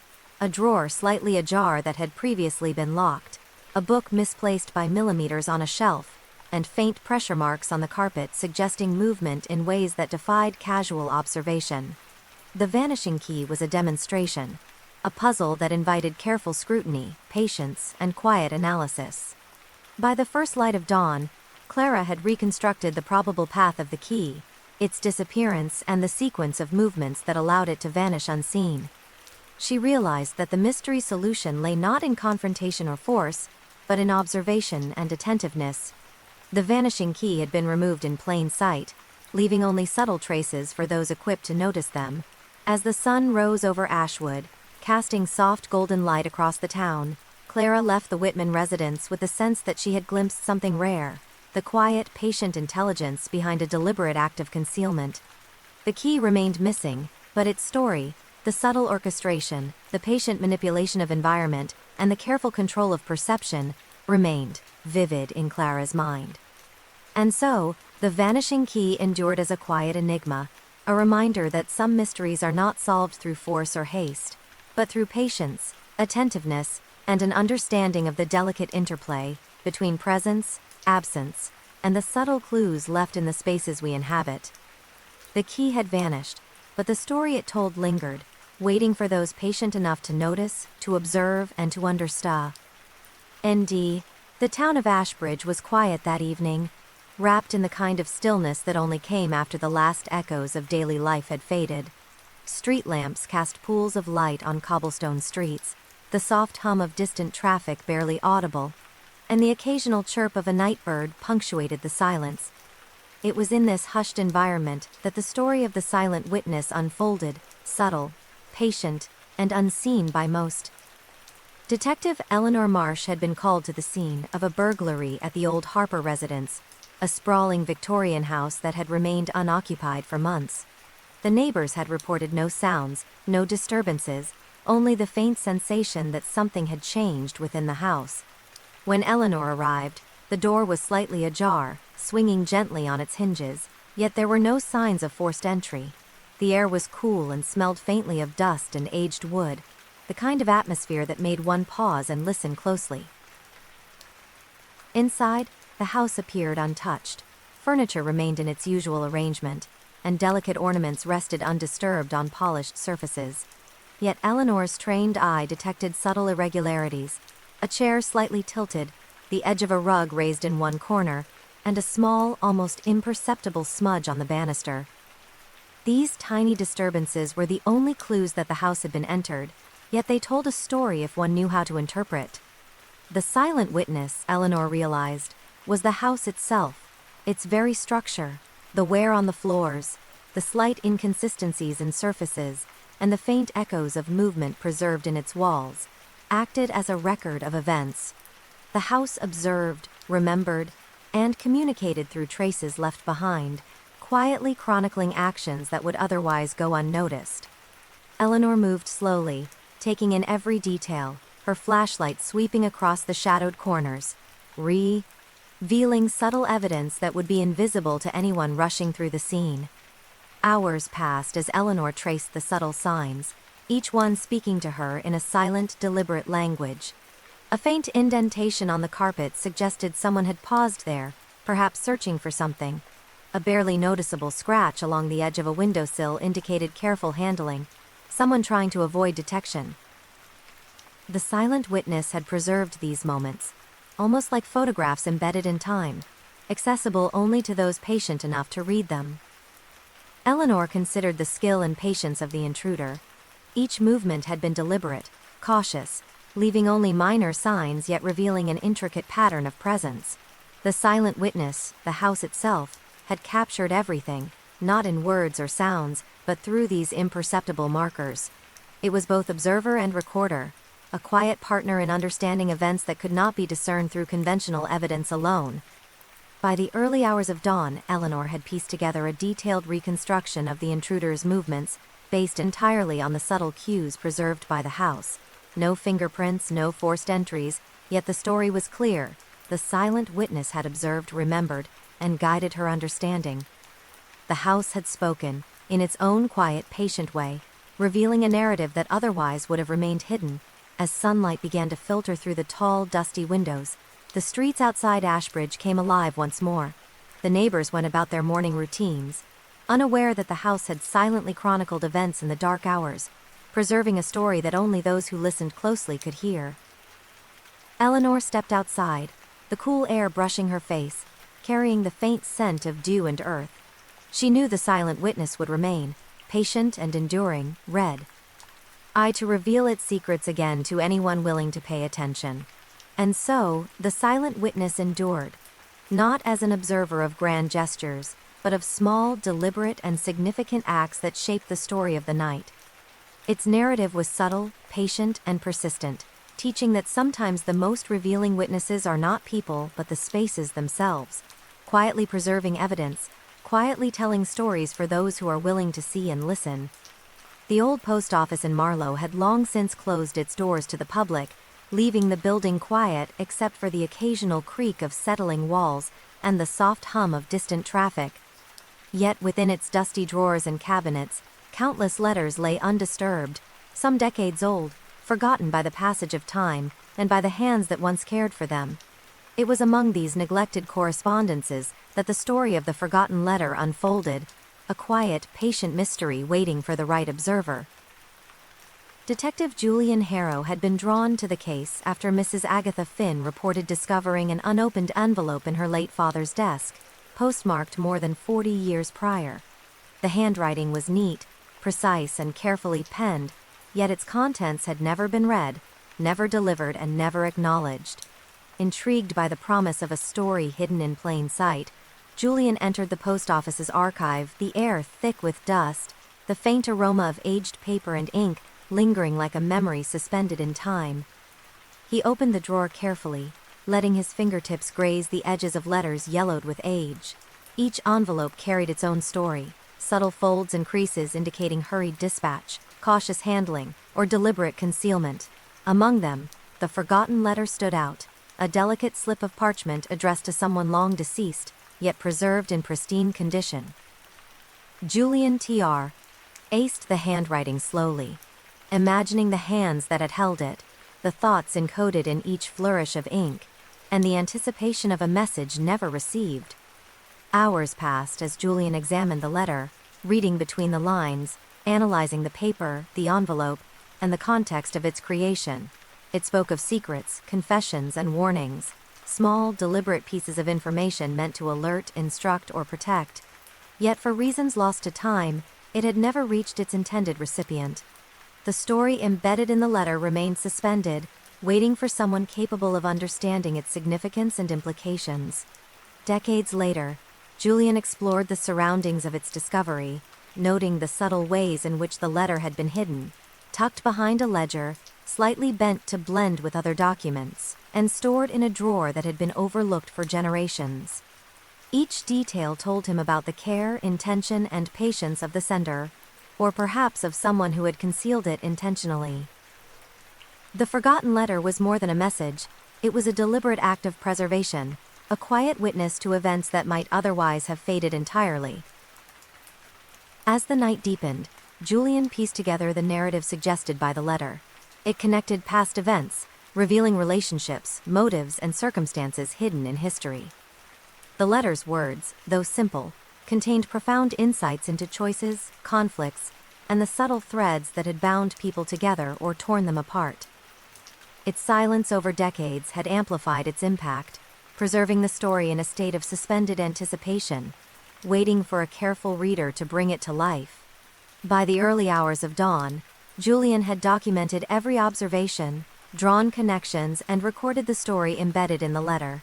The message, though long delayed, had found a witness in him, someone patient and attentive enough to understand its significance. The letter, once forgotten, now carried meaning and clarity, bridging the gap between the past and present with its quiet persistence. As sunlight filtered through the tall windows of the post office archive, casting golden light on the aged papers, the town of Marlow stirred to life. Residents went about their routines, oblivious to the story hidden in an envelope that had waited decades to be read. Julian left the archive slowly, carrying with him the understanding that some messages endure not through speed or urgency, but through patience, silence, and preservation. The forgotten letter had slept, but now it had awakened, sharing its story for the first time with someone who was willing to notice, listen, and understand. And so, the forgotten letter remained both a relic and a revelation, a quiet testament to the power of attention, patience, and the enduring nature of stories waiting for the right moment, the right observer, and the right mind to awaken them from decades of slumber. The old Victorian house at the end of Whitmore Lane had always exuded an air of quiet dignity, though time had left its marks in peeling paint, warped floorboards, and faded wallpaper. It was the kind of place that held secrets in its very structure, secrets waiting for someone patient enough to uncover them. Among these mysteries was the hidden safe, A small, almost imperceptible compartment that had eluded discovery for decades, quietly preserving its contents from the passage of time and the curiosity of casual observers. Detective Lydia Hawthorne had been called by the current owner, Mr. Graham, after renovations revealed an unusual pattern in the wall near the study. The wallpaper had lifted slightly in one corner, revealing a faint outline of metal beneath the plaster. Upon further inspection, Graham had discovered a faint groove, consistent with a door that had been concealed and forgotten. The house had spoken in its own subtle way, hinting at a story that demanded patience, attention, and methodical observation. Lydia approached the study just as dusk settled over the town. The room smelled faintly of aged paper, polished wood, and the faint musk of years gone by. Each creak of the floorboards underfoot seemed amplified in the quiet space, echoing softly against the walls that had preserved decades of hidden activity. She studied the outline in the plaster, noting the slight irregularities in its surface, the almost imperceptible scratches that suggested repeated contact, and the faint shadow beneath the baseboard that hinted at something behind it. Hours passed as Lydia traced every detail. She tapped along the walls, listening for hollow sounds, traced her fingers over grooves and subtle edges, and even studied the dust patterns for disruptions. Every small anomaly became a clue, a breadcrumb left by the past for those willing to notice. The hidden safe, she realized, had been constructed with care, its placement intentional, and its concealment deliberate. It was not merely a container, it was a testament to foresight, patience, and discretion. The safe's location, nestled behind layers of wall and wallpaper, suggested its contents were valuable, sensitive, or secret in nature. Yet there were no signs of forced entry, no scratches beyond what time had caused. Whoever had placed it there had done so with an awareness of permanence and protection. The hidden safe had remained dormant, sleeping silently within the wall, untouched by the decades, waiting for the right moment and the right observer to reveal its presence. As Lydia carefully disassembled the layers covering the safe, she imagined the person who had constructed it long ago. They had acted with precision, deliberate patience, and an understanding of human curiosity. The safe's concealment was not only physical but psychological, a puzzle for anyone who might stumble upon the space in the future, a quiet challenge to attention and persistence. By midnight, the safe was exposed. Lydia noted the fine mechanism of its lock, the subtle engraving along the edges, and the faint metallic scent that rose when the door was nudged open. Inside lay documents, small heirlooms, and letters preserved in astonishing condition. Each item told a story, personal, historical, and intertwined with the lives of the house's previous occupants. The hidden safe had protected these narratives, keeping them intact until the right observer arrived, someone willing to perceive the subtleties and patiently unravel the mystery. As the first light of dawn filtered through the study window, Lydia carefully catalogued every item, documenting the intricate story embedded within the safe. The house, once silent, had shared its secret in quiet whispers, a lesson in patience, observation, and respect for the hidden. The hidden safe was more than a repository. It was a bridge across time, connecting those who had acted with care decades ago with those who could now witness and understand their intentions. Outside, the town awoke, unaware that in a quiet corner of Whitmore Lane, a secret had been revealed without drama, without haste, and without fanfare. The hidden safe had slept patiently for decades, its contents intact, its story preserved, waiting for the careful observer who could listen, notice, and understand. Lydia left the house with the knowledge that some mysteries endure not through complexity alone, but through patience, subtlety, and the quiet discipline of time itself. And so, the hidden safe remained both a secret and a revelation, a gentle reminder that the world often preserves stories for those who know how to see, hear, and wait, and that true mysteries reward patience, attention, and a careful, quiet approach to discovery. The town of Crestfield had always prided itself on its sense of community, the quiet understanding that neighbors watched over one another, and that life followed predictable patterns. But beneath this calm surface, mysteries unfolded that challenged the ordinary, and none was more unsettling than the case of the vanishing witness. It was a subtle, patient puzzle, one that demanded careful observation and rewarded those attuned to the quiet rhythms of human behavior. Detective Adrian Cole had been called late one night to the Crestfield Police Precinct. A woman named Margaret Hayes had witnessed a minor burglary at a local shop. Nothing violent, but significant enough to merit police attention. Yet when Adrian attempted to follow up with her the next morning, he found that she had disappeared without a trace. Her apartment showed no signs of forced entry, no note left behind, and her personal belongings remained untouched. It was as though she had vanished intentionally, leaving only the faint echo of presence behind. Adrian began his investigation slowly, meticulously retracing the night Margaret had reported. The streets were quiet, bathed in the soft glow of street lamps, and each step echoed softly in the stillness. He spoke with neighbors, examined local CCTV, and scoured Margaret's usual haunts, noting subtle details that others might have overlooked. A disturbed mat at her front door, faint scuff marks on the sidewalk, and shadows that suggested movement where none should have been. Each anomaly seemed insignificant alone, yet collectively they formed a pattern, a hidden story waiting to be understood. Hours passed as Adrian pieced together the narrative. He imagined Margaret's movements that night, the careful steps she had taken, the decisions to avoid attention, and the subtle ways in which she left traces that were simultaneously revealing and concealing. The vanishing witness was not a victim of chance. She had orchestrated her own disappearance, leaving clues for those observant enough to notice, yet remaining beyond easy reach. He considered the skill and patience required for such an act. Margaret had not fled in panic or haste. Her movements were deliberate, almost ritualistic. The choice of which paths to take, which alleys to cross, and which people to avoid all demonstrated a quiet intelligence and a deep understanding of how to manipulate presence and absence. She had transformed herself into a story hidden in plain sight, a puzzle to be solved by those patient enough to observe the subtle signs. By the first light of dawn, Adrian had mapped a plausible sequence of events, tracing the faint traces left behind, small impressions in damp soil, subtle disturbances in air currents that had shifted papers in her apartment, and the careful alignment of objects that hinted at her intentions. Each clue spoke to the careful orchestration of disappearance, a demonstration of awareness and control. The vanishing witness had left a trail not of chaos, but of deliberate, patient signs that told a story to anyone willing to notice. As the town awoke, its streets filling with morning routines, the mystery remained intact, yet quietly illuminated for Adrian. He understood that Margaret's disappearance was less about evasion than communication. She had left a narrative embedded in the world around her, relying on subtlety, patience, and the observant eye of an investigator to uncover it.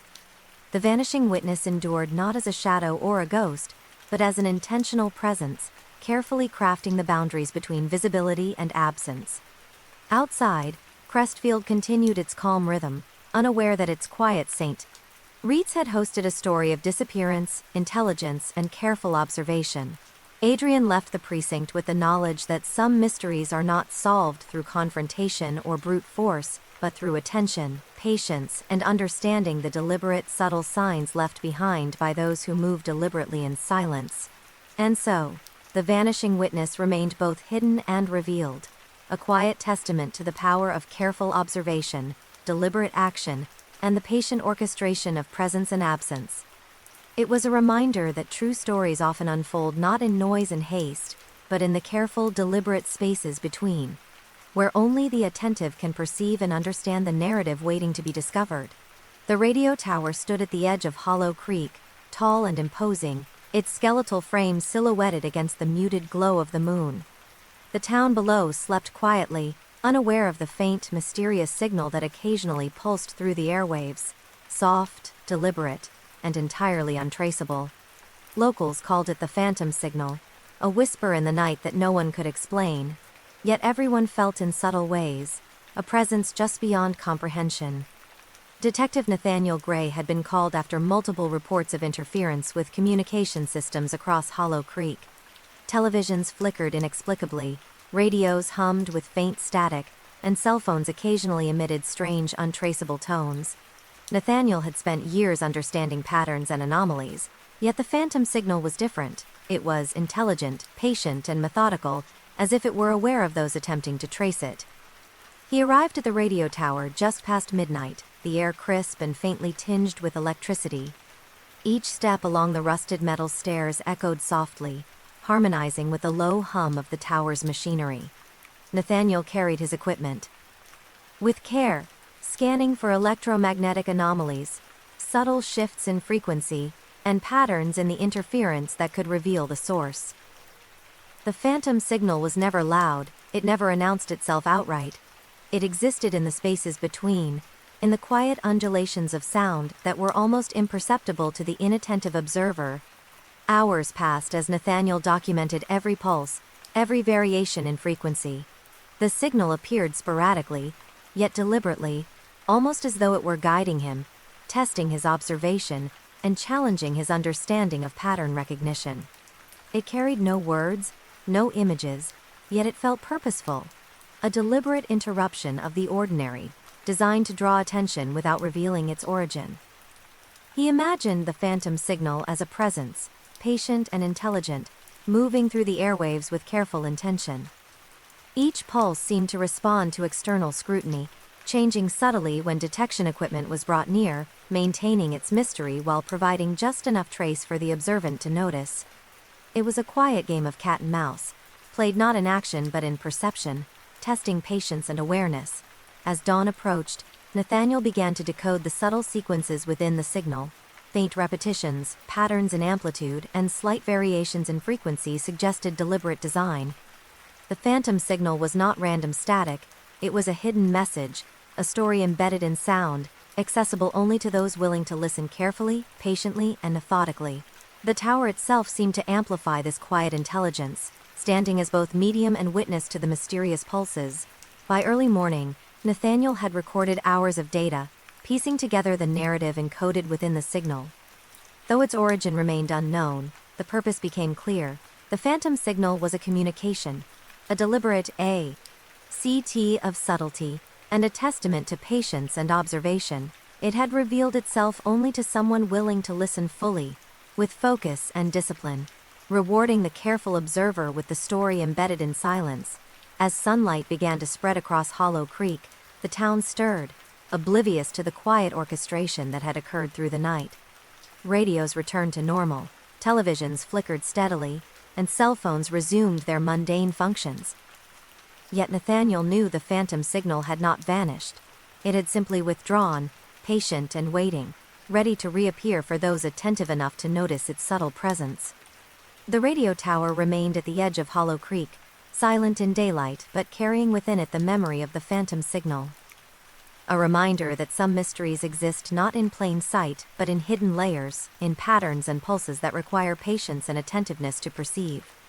The signal had spoken without words, leaving a story of intelligence, precision, and quiet deliberation for those capable of hearing. And so, the phantom signal endured, an invisible narrative threading through the night, patient and deliberate, rewarding those who observe carefully, listen intently, and respect the quiet intricacies of hidden communication. The old Briarwood estate had always intrigued the townsfolk of Langley. Its high stone walls, ivy-clad facades, and sprawling gardens gave it an air of secrecy, as if the house itself held stories that the world was not meant to know.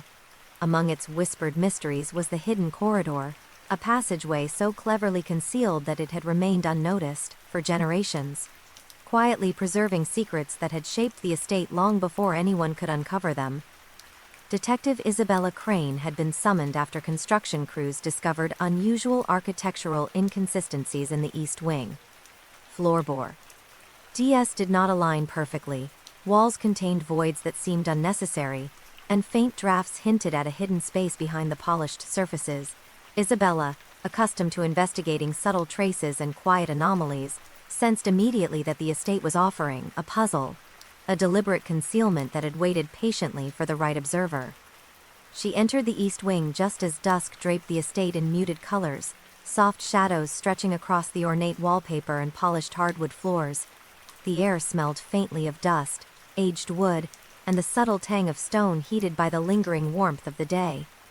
Every creak of the floorboard, every draft along the baseboards, seemed to whisper hints, drawing her attention to the faint outlines of what might be concealed. Hours passed as Isabella explored each room meticulously, tapping on walls, running her hands along surfaces, and noting the faint differences in texture, temperature, and sound. The hidden corridor, she realized, was not simply a physical space, it was a demonstration of intention, patience, and subtle intelligence. Its creator had designed it to evade notice while leaving a trail that could only be interpreted by someone patient and observant. Finally, in a narrow study at the end of the east wing, Isabella noticed a subtle variation in the wood paneling, a nearly imperceptible seam, perfectly aligned with the shadow cast by the fading light, suggested movement behind it. She pressed lightly, and a section of the wall shifted with barely a sound, revealing the entrance to the hidden corridor, a narrow passageway lined with stone, dust, and the faint remnants of decades-old footsteps. Inside, the corridor twisted and turned in ways that defied casual expectation, each bend and angle designed to obscure what lay beyond. Isabella moved slowly, noting faint scratch marks on the floor, subtle smudges on the walls, and small, deliberate imperfections that hinted at careful passage over the years. The hidden corridor was more than a means of movement, it was a story in itself, recording presence, time, and deliberate concealment in ways subtle enough to evade discovery for decades. Hours turned to night as Isabella explored the corridor, uncovering small safes, hidden compartments, and notes left in careful secrecy.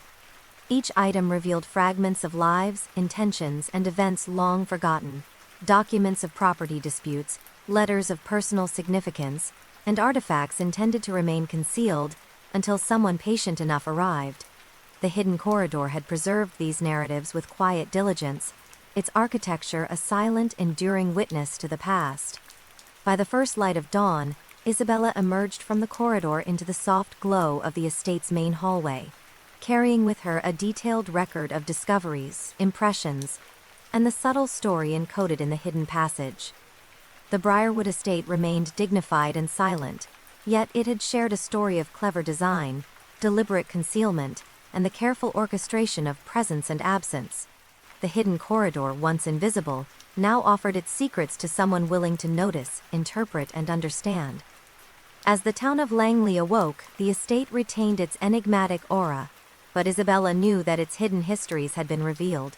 The corridor had spoken without words, preserving memory and intention through subtle architecture and patient design, demonstrating that some stories endure not through force or urgency, but through deliberate, quiet concealment, waiting for those attentive enough to discover them. And so, the hidden corridor endured as both a secret and a revelation, a testament to patience, observation, and the subtle, enduring ways in which human stories can be encoded into the spaces we inhabit. Its whispers of the past remained, ready for the next observer willing to walk carefully, watch closely, and understand the quiet language of hidden design. The town of Everwood had always been quiet after dark, streets winding between old brick buildings, trees casting long, gentle shadows across sidewalks, and the occasional lantern flickering in the night breeze. Yet in the soft darkness, something unusual had begun to stir, something people could sense but could not fully explain. They called it the Vanishing Shadow, a fleeting presence that appeared and disappeared without pattern, leaving only subtle traces for those patient enough to notice.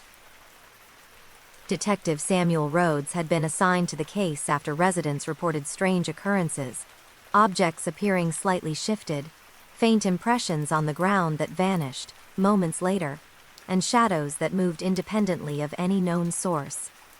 Samuel, trained in careful observation and patient analysis, understood that the vanishing shadow was not simply a trick of the light, but a deliberate phenomenon, one that required focus, time, and attention to subtle detail to comprehend. He began his investigation late one evening, walking the streets where sightings had been reported. The air was crisp and carried the faint scent of damp leaves and earth. Every step echoed softly against the cobblestones, and the quiet rhythm of the town allowed him to notice things easily overlooked: a brush of movement in a window reflection, a shadow slightly misaligned with its object, and a subtle change in light patterns along alleyways. Each anomaly, when examined patiently, revealed a story hidden in plain sight, Hours passed as Samuel traced these subtle irregularities. The vanishing shadow seemed to respond to observation, appearing when attention was focused and fading when one looked too directly. It was a stew. In patience. A delicate dance between presence and absence, and it required keen perception to follow. He noticed faint disturbances on the ground where the shadow had passed, barely visible in the moonlight. Dust shifted, leaves slightly displaced, and small footprints too faint to belong to any known creature. The phenomenon was neither threatening nor harmful. It was curious, almost intelligent, leaving just enough evidence to suggest its movement, yet maintaining a deliberate mystery. Samuel began to consider that the vanishing shadow was not merely a visual anomaly, but a record of movement, a subtle witness to actions occurring in the quiet hours of the night. It existed in liminality, the space between darkness and light, between perception and absence. As dawn approached, Samuel recorded his observations meticulously, the timing of appearances, the variations in intensity, and the locations where the shadow left its faintest marks. The vanishing shadow seemed to carry a pattern, a story embedded in its transient existence, waiting for a careful observer to interpret it. Each fleeting moment of visibility provided clues, small fragments of a narrative that could be understood only through patient attention. By sunrise, the streets of Everwood returned to their familiar calm, street lamps dimming in the pale light, and the vanishing shadow retreated, leaving no evidence of its passage. Yet Samuel knew its story remained encoded in the environment, in the subtle disturbances and impressions left behind, accessible only to someone willing to notice and understand the delicate traces. The town awoke unaware of the presence that had quietly observed and recorded the night. Samuel, however, left with the knowledge that the vanishing shadow was a witness to the unseen, a guardian of subtle stories, and a reminder that some mysteries endure not through force or confrontation, but through patient observation and quiet perception. And so, the vanishing shadow remained, a fleeting, patient entity, teaching that some stories exist only in the spaces between light and darkness, perceptible only to those willing to slow down, observe, and understand the subtle rhythms of a hidden narrative patiently unfolding before their eyes. The town of Ravensbrook was wrapped in a quiet stillness that only came after the last streetlights flickered, shops closed, and the distant hum of cars faded into the night.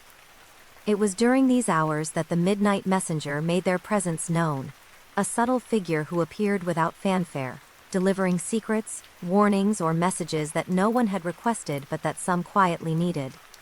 The messenger moved in silence, leaving behind traces that were often imperceptible to those who rushed through life too quickly. Detective Olivia Kane had first heard of the midnight messenger through a series of reports from residents who spoke of notes appearing on doorsteps, tucked beneath flower pots, or slid through mail slots in the dead of night. The notes were brief, cryptic, and remarkably precise, never threatening, never confusing, yet always revealing something true that had been overlooked. Olivia was drawn to the case not by urgency, but by the challenge of tracing a figure who operated with patience, discretion, and intelligence far beyond ordinary detection. She began her investigation shortly after midnight, walking the narrow cobblestone streets of Ravensbrook under a silver moon. Each step was deliberate, her senses attuned to the faintest shifts in air, the slightest disturbances in dust, and the softest creaks of wooden shutters. The town slept, yet the messenger moved among the shadows, leaving behind an invisible map of presence and intent for those willing to pay attention. Hours passed as Olivia RV'd, noting the subtle clues left in the messenger's wake. A flower bent slightly at its stem, a trail of fine dust displaced across a doorstep, and a faint scent of ink in the air hinted at messages that had been delivered. Each detail was part of a larger pattern, a narrative waiting to be deciphered, revealing intention, timing, and remarkable precision. The midnight messenger had mastered the art of subtlety, leaving evidence only for those patient and perceptive enough to notice it. The messenger's movements were deliberate, almost ritualistic. Olivia noticed the precision in timing, arriving exactly when the streets were empty, leaving before detection, and vanishing as if absorbed into the night itself. The notes, when found, contained insights that required reflection, quietly guiding recipients toward truth or understanding rather than dictating action. The messenger was less a harbinger of danger and more a careful chronicler of human oversight, highlighting things overlooked in the daylight. As the hours passed, Olivia documented each trace meticulously, the minor shifts in the environment, the placement of objects, and the subtle patterns in which disturbances occurred. The midnight messenger was patient, aware of her observation, yet always maintaining a quiet distance.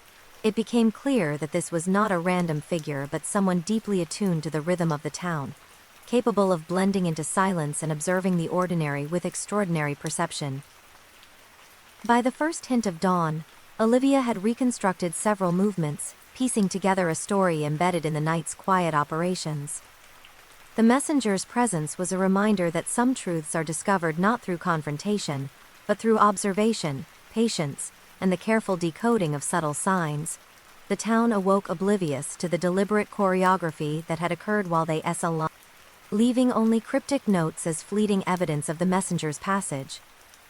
And so, the midnight messenger endured, a quiet, patient presence moving in the spaces between light and darkness, leaving stories, truths, and subtle interventions for those attentive enough to notice.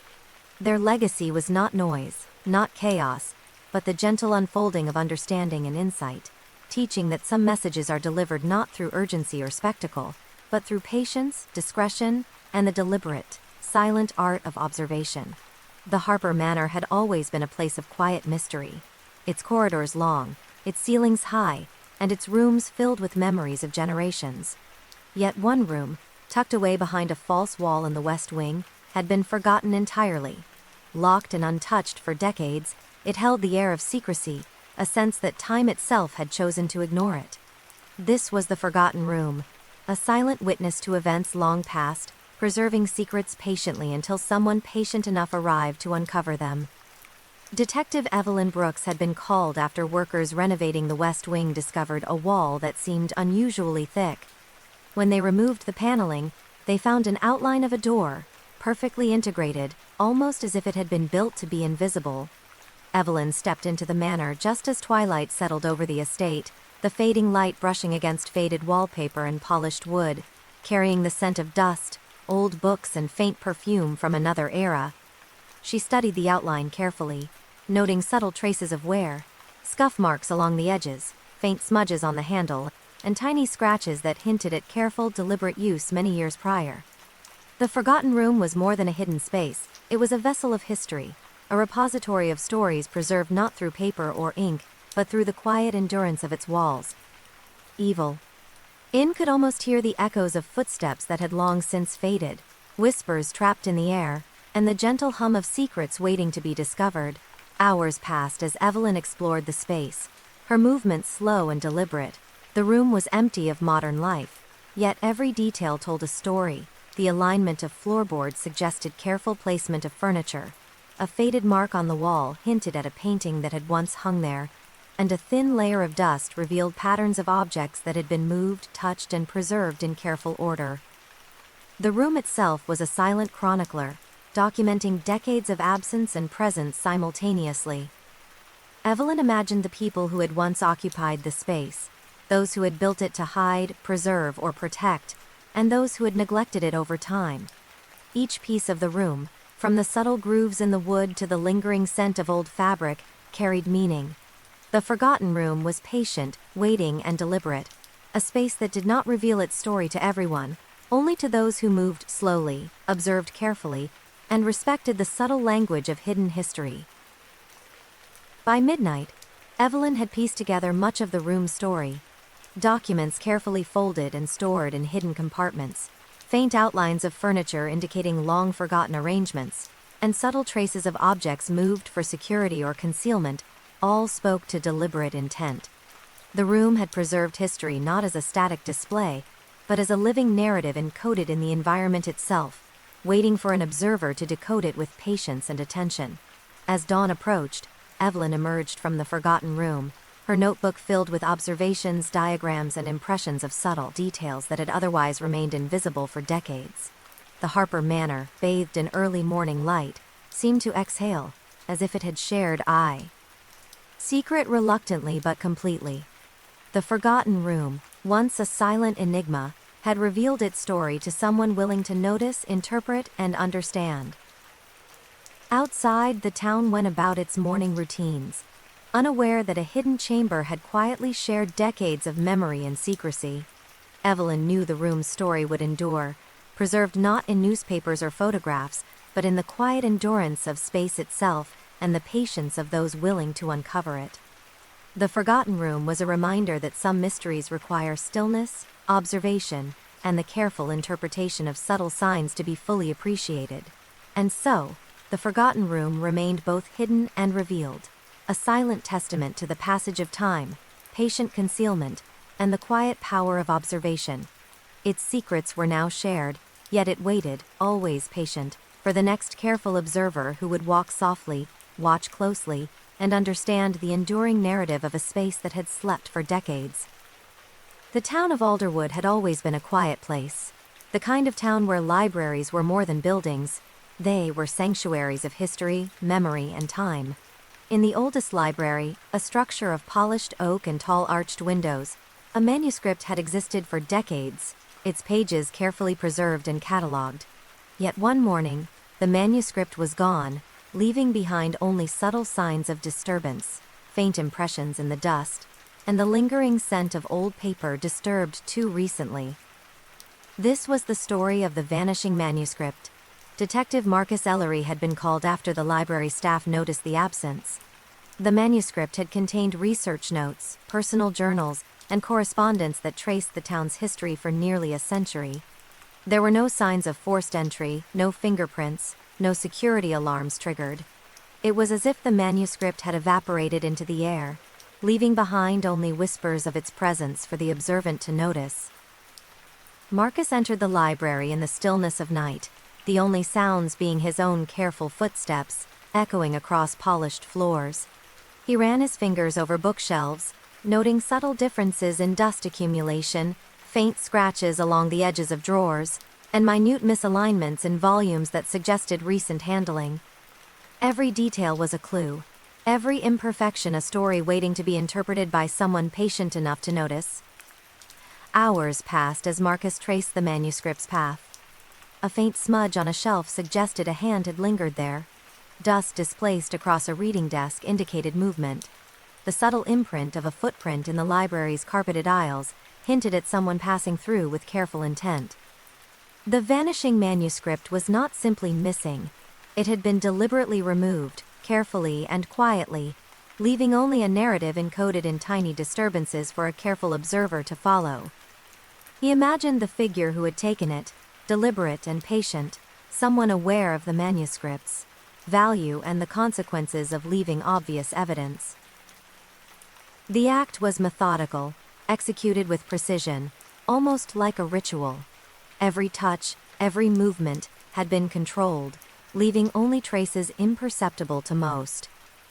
Marcus realized that the manuscript itself, in a strange way, had been a witness, holding within its pages the memory of presence, now carried forward by subtle signs left behind.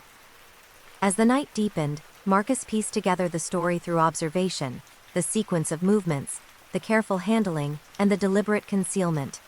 The vanishing manuscript had left a breadcrumb trail, faint yet intelligible, teaching patience, attention, and quiet deduction. Its disappearance was a puzzle not solved by force, but by perception, careful observation, and methodical reasoning. By dawn, Marcus had reconstructed the manuscript's removal, understanding the deliberate choices made by the person who had taken it. Each displaced object, each altered dust pattern, and each subtle indentation on surfaces revealed the narrative of its journey. The manuscript's vanishing was not a crime of chaos, but a quiet, deliberate act of precision, leaving the story in the hands of those patient enough to read the environment.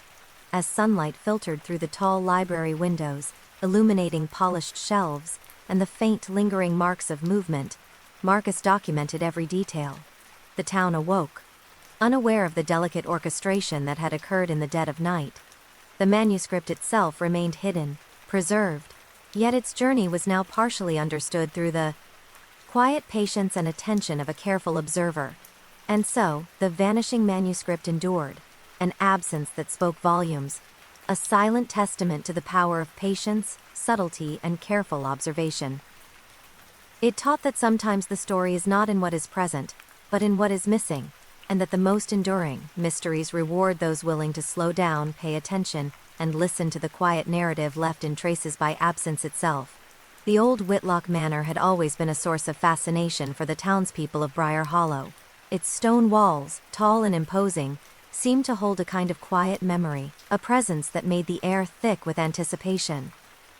Locals often spoke of hearing faint murmurs within its halls, soft voices that could never quite be traced to a source.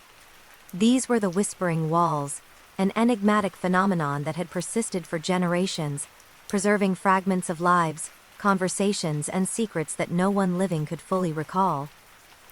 Detective Clara Sloane had been called after the current owner reported hearing coherent words from empty rooms, whispers that recounted events long forgotten, and revealed truths the manor's walls had silently witnessed. Clara, trained in patience and meticulous observation, approached the investigation not with urgency, but with careful attention, knowing that some mysteries reveal themselves only slowly, over hours of quiet study. She entered the manor at dusk, the sun casting long, gentle shadows through arched windows, and the air carrying the faint scent of aged timber and stone warmed by decades of sunlight. Every step Clara took seemed amplified in the quiet halls, echoing softly against the walls that had stored the memories of countless footsteps before her. She listened attentively, noting the subtlest variations in sound, the faintest resonance that might indicate a message or clue. Hours passed. As Clara explored room by room, the walls seemed to hum with history, soft creaks and subtle vibrations that suggested an unseen narrative. Faint scratches and indentations in the plaster, variations in the grain of the wood, and minute disturbances in dust patterns, all hinted at hidden activity. The Whispering Walls, she realized, were more than a haunting. They were silent observers, repositories of memory patiently preserving the subtle acts of life that had unfolded within their embrace. She imagined the lives that had intersected in these halls, quiet conversations held in confidence, secrets whispered in darkness, arguments settled behind closed doors. Each wall had absorbed fragments of sound and intention, encoding them into the very structure of the building. The Whispering Walls were patient, deliberate, and silent, offering only hints to those willing to listen closely, to pay attention to nuances, and to move with care. As night deepened, Clara began to detect patterns in the whispers. Words repeated, names surfaced, and subtle shifts in pitch suggested deliberate emphasis. It was not random sound. It was a narrative encoded in timbre and resonance, waiting for a careful listener to understand. The Whispering Walls required patience, quiet observation, and the ability to interpret meaning from faint, fragmented evidence. By the first light of dawn, Clara had compiled a detailed record of the manor's hidden stories, noting the echoes of conversations, the subtle signs of past activity, and the delicate connections between events and voices preserved in the walls. The manor itself seemed to exhale softly, as if satisfied that its memories had been acknowledged, yet it remained an enigma, holding more stories for future observers. Outside, Briar Hollow awoke, oblivious to the narratives softly unfolding within the manor's stone walls. Clara left with the understanding that some histories endure not through written record, but through patient, subtle preservation in unexpected forms. The Whispering Walls were both guardians and narrators, demonstrating that true mysteries often exist in the quiet, in spaces where only careful attention can reveal the depth and complexity of human experience. And so, the Whispering Walls endured, carrying voices from the past into the present, a testament to patience, observation, and the enduring power of memory. They reminded that some stories are not found in books or documents, but in the quiet spaces around us, in structures that hold time itself, and in the subtle, patient art of listening to what has always been there, waiting. The mansion at Ravenshallow had always carried an air of quiet authority. Its heavy oak doors, wrought iron gates, and shadowed corridors suggested not only wealth, but a careful orchestration of secrets. Hidden within its architecture was an artifact of subtle power, a key so unassuming that it was easily overlooked, yet so important that it could unlock stories, rooms, and truths that had lain dormant for decades. This was the silent key, an object whose presence and absence both carried significance, waiting patiently for someone to understand its purpose. Detective Elias Thorne had been called after a series of unusual occurrences within the mansion. Drawers appeared slightly shifted, doors previously locked opened with ease, and faint impressions on polished surfaces hinted at recent deliberate handling. The owners reported nothing stolen, nothing taken, only that something essential had been subtly moved or revealed. Elias, trained in meticulous observation and patient deduction, understood immediately that the silent key was less about theft and more about revelation, a puzzle for the careful observer to interpret. He arrived at the mansion just before Nig. Fall, the fading light brushing softly against the walls and casting long shadows across the marble floors. Every step echoed softly, emphasizing the vastness of the halls and the presence of secrets waiting to be discovered. He approached the areas where disturbances had been reported, examining doors, drawers, and concealed compartments, noting the faintest scratches, impressions, or misalignments that might hint at the key's path or purpose. Hours passed as Elias moved through the mansion with deliberate patience. He observed dust patterns subtly shifted on surfaces, the faint indentation of a keyhole that had seen recent use, and small traces of movement along baseboards and floors. The silent key, he realized, was not simply a physical object, it was an instrument of narrative, a device through which hidden stories could be accessed. Its very silence demanded attention, observation, and careful interpretation. He imagined the person who had last used it, moving with precision and discretion, aware of the key's significance and the necessity of leaving minimal evidence. Each subtle mark, each minor shift in alignment, had been intentional, forming a delicate trail for an attentive observer to follow. The silent key itself was patient, waiting for the right moment and the right mind to reveal what it could unlock, a quiet companion to the mysteries it protected. As midnight approached, Elias discovered the faint outline of a concealed door, its edges nearly indistinguishable from the surrounding wall. Using the silent key, he unlocked it slowly, hearing the faint click that resonated softly in the quiet hall. Behind the door lay a chamber of memories, personal letters, journals, and objects preserved with care, each item telling stories long hidden from the casual eye. The key had not merely opened a lock, it had revealed decades of deliberate concealment, waiting for someone patient enough to notice and understand. By the early hours of dawn, Elias had documented every detail, catalogued each artifact, and reconstructed the subtle narrative of the mansion's hidden chamber. The silent key had performed its duty, bridging the past and present through deliberate concealment and patient revelation. Outside, Ravenshallow began its quiet morning routine, unaware of the delicate story that had unfolded behind locked doors, only perceptible to those who observed with care and patience. And so, the silent key endured, a quiet testament to subtlety, patience, and the power of observation. It reminded that some mysteries are not solved by haste or force, but by attentiveness, care, and the willingness to interpret the faintest traces. In its silence, it spoke volumes, holding the weight of hidden stories, preserved for those willing to notice, wait, and understand the quiet narrative embedded within its presence. The Langley estate had long been a repository of memories, its walls lined with portraits, photographs, and mementos that traced the lives of generations. Among these artifacts, one photograph had been forgotten, a small, unassuming image tucked behind a faded painting in the grand hallway. It was unnoticed for decades, quietly preserving a fragment of history that would remain invisible until someone patient enough arrived to discover it. This was the story of the forgotten photograph. Detective Meredith Vale had been called after minor renovations revealed the edge of the hidden frame. The painting had been slightly lifted, revealing the photograph behind it. It was aged, yellowed at the corners, and contained a scene no one alive could immediately place, a quiet gathering of people, smiles caught in time, yet with subtle details that hinted at more than casual remembrance. Meredith, trained in meticulous observation, understood immediately that this photograph held layers of narrative waiting to be decoded.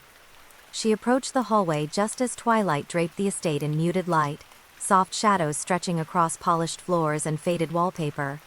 Each step she took echoed gently, blending with the subtle creaks of the house, and each sound seemed to draw attention to the spaces that had long gone unnoticed. The photograph, she sensed, was more than a simple image. It was a record, a quiet witness, a fragment of time preserved patiently for discovery. Hours passed as Meredith examined the photograph in context with its surroundings. Dust patterns suggested where hands had previously rested, faint indentations in the frame indicated careful adjustments, and subtle discolorations in the wall hinted at years of hidden presence. Every imperfection became a clue, a breadcrumb that, when interpreted patiently, revealed the intentions of those who had preserved the image for decades. She imagined the lives of the people captured in the photograph, their gestures, glances, and unspoken conversations. The image had been hidden deliberately, perhaps to protect a memory, a secret, or a truth deemed too fragile for casual observation. The photograph itself had waited, patiently, for someone observant enough to notice, interpret, and understand its quiet significance. As night deepened, Meredith traced subtle patterns across the photograph's surface, minute scratches, faint discoloration along edges, and the careful placement of objects in the background. Each element carried meaning, telling a story that was layered, deliberate, and preserved with intent. The forgotten photograph was less a static object than a quiet messenger, carrying encoded history into the present through careful observation. By the early morning, Meredith had documented the photograph's story, reconstructing both the image and the narrative behind it. She noted the identities, inferred relationships, and subtle contextual clues that revealed an otherwise lost chapter of the Langley estate's history. The photograph had been silent for decades, yet in its discovery it spoke volumes, testifying to lives, intentions, and memories preserved through patience and discretion. Outside, the estate remained serene, unaware that one of its quietest artifacts had shared a hidden history. Meredith left with the understanding that some stories endure not through noise or spectacle, but through patient observation, attentiveness to subtle clues, and the careful interpretation of objects that the world might otherwise overlook. And so, the forgotten photograph endured, a silent witness to time, a preserved fragment of memory, and a reminder that some mysteries exist not in plain sight, but hidden in careful concealment, waiting for those willing to notice, listen, and understand the delicate, patient narrative embedded within. The town of Ashbourne had always been quiet at night, the streets lined with lampposts casting long shadows on cobblestone paths, the occasional rustle of leaves or distant owl breaking the stillness. Yet in this serene environment, a single object stirred a mystery that had remained untouched for years: the final envelope. It had appeared on the desk of the late historian Samuel Whitaker, sealed with a delicate wax stamp and inscribed in handwriting that carried both urgency and discretion. Though untouched for decades, it held secrets that would only reveal themselves to someone patient enough to observe, interpret, and understand. Detective Lillian Hart was called after archival staff discovered the envelope tucked behind a false drawer in Samuel Whitaker's study. The envelope bore no date, no sender, and no indication of its contents beyond a faint crease suggesting careful folding. G. Lillian, accustomed to uncovering subtle clues hidden within ordinary spaces, immediately sensed that this was no ordinary artifact. The final envelope was a messenger of hidden truths, a carefully preserved record, patient and deliberate in its secrecy. She approached the study at dusk, the room bathed in the muted glow of fading sunlight streaming through tall windows. The air smelled faintly of aged paper, polished wood, and the faint hint of ink.